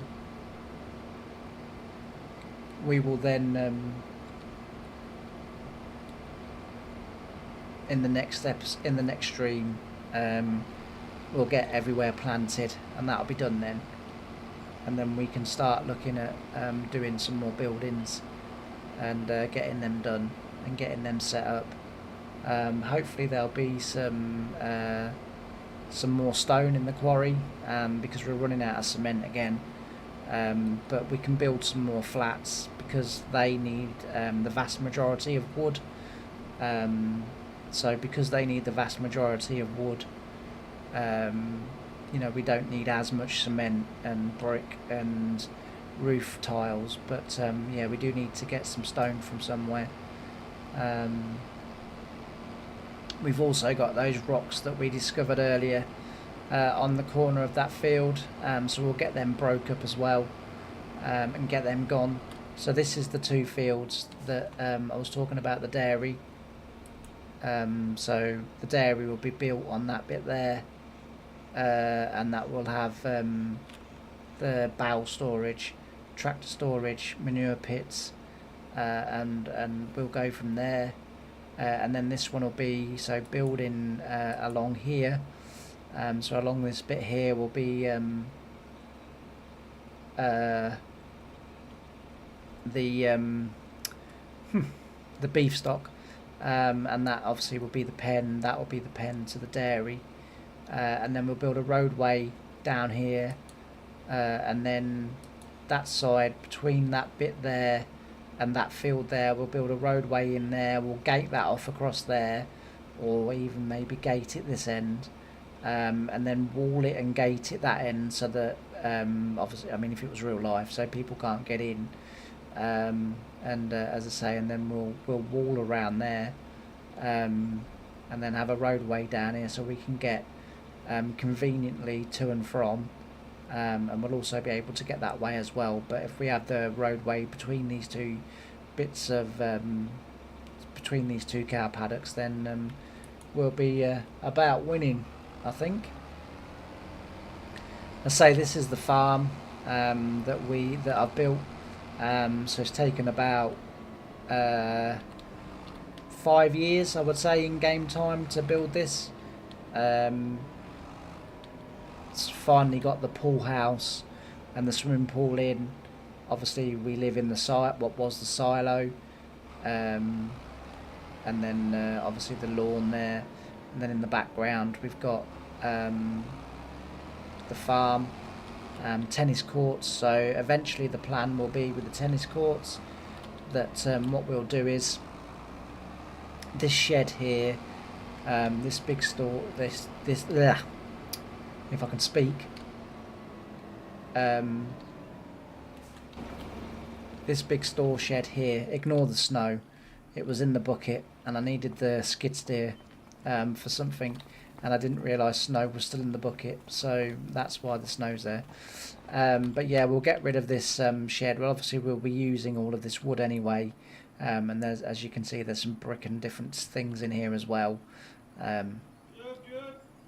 Okay, as well as seed by apparently, and so we'll be use all the produce in here, sell this shed, and then eventually we'll gate across here, Well, actually, we're going to put in this bit here, so it will be separated. So there'll be a drive, so it will come to level with the gate post here, the brick pillar here. It'll be level. It'll go all the way across there. So this will then be a drive. It will come across from that post there that you can see, come across here, level with that other post, go that way. That'll make that a drive. That means the lorries can still get down the side to empty the silo and get out, because we've got a gate at the other end, so it'll be an in-out. It'll be a circuit basically. All tractors and all lorries and all vehicles will go in and out the same way, apart from this bit here where it will be separated so that the public can come in and they can use the tennis courts. And where that shed is, that'll be a car park, a small car park, and then the grain stores that we're gradually putting in are going to go here, and they'll keep going across that way. And then what happens is when we're harvesting, the tractors and trailers will bring it into the silo, and then I will transfer from the silos just so we can use auto drive and course play. Auto drive, sort of, it's easier to set it up with the silo, and then I'll just store the grains and the vegetables and stuff in the store sheds once they come into there. So for the grains and that, we can simulate them being dried in there, and then once they're dried, they can go into the sheds. But yeah, that's it. Anyway, as I say, I am going to leave the stream here. Thank you all ever so much for watching. Really appreciate each and every one that's been in the stream. Hopefully you've enjoyed it, and I'll see you again next week, because like I said, Good Friday is this week and I'm racing in Skeg on Friday, so I won't be able to stream on Friday. Monday's Easter Monday, so I'm assuming that we'll be going out somewhere, or I'm racing at Ipswich actually, and then the stream will be on Tuesday. That'll be Farmers Dynasty 2, and then Wednesday we'll be back to normal, but Wednesday will be 1950s, and then we'll go from there. Thanks ever so much for watching. I've really enjoyed having your company, and I'll see you again next time. Bye for now.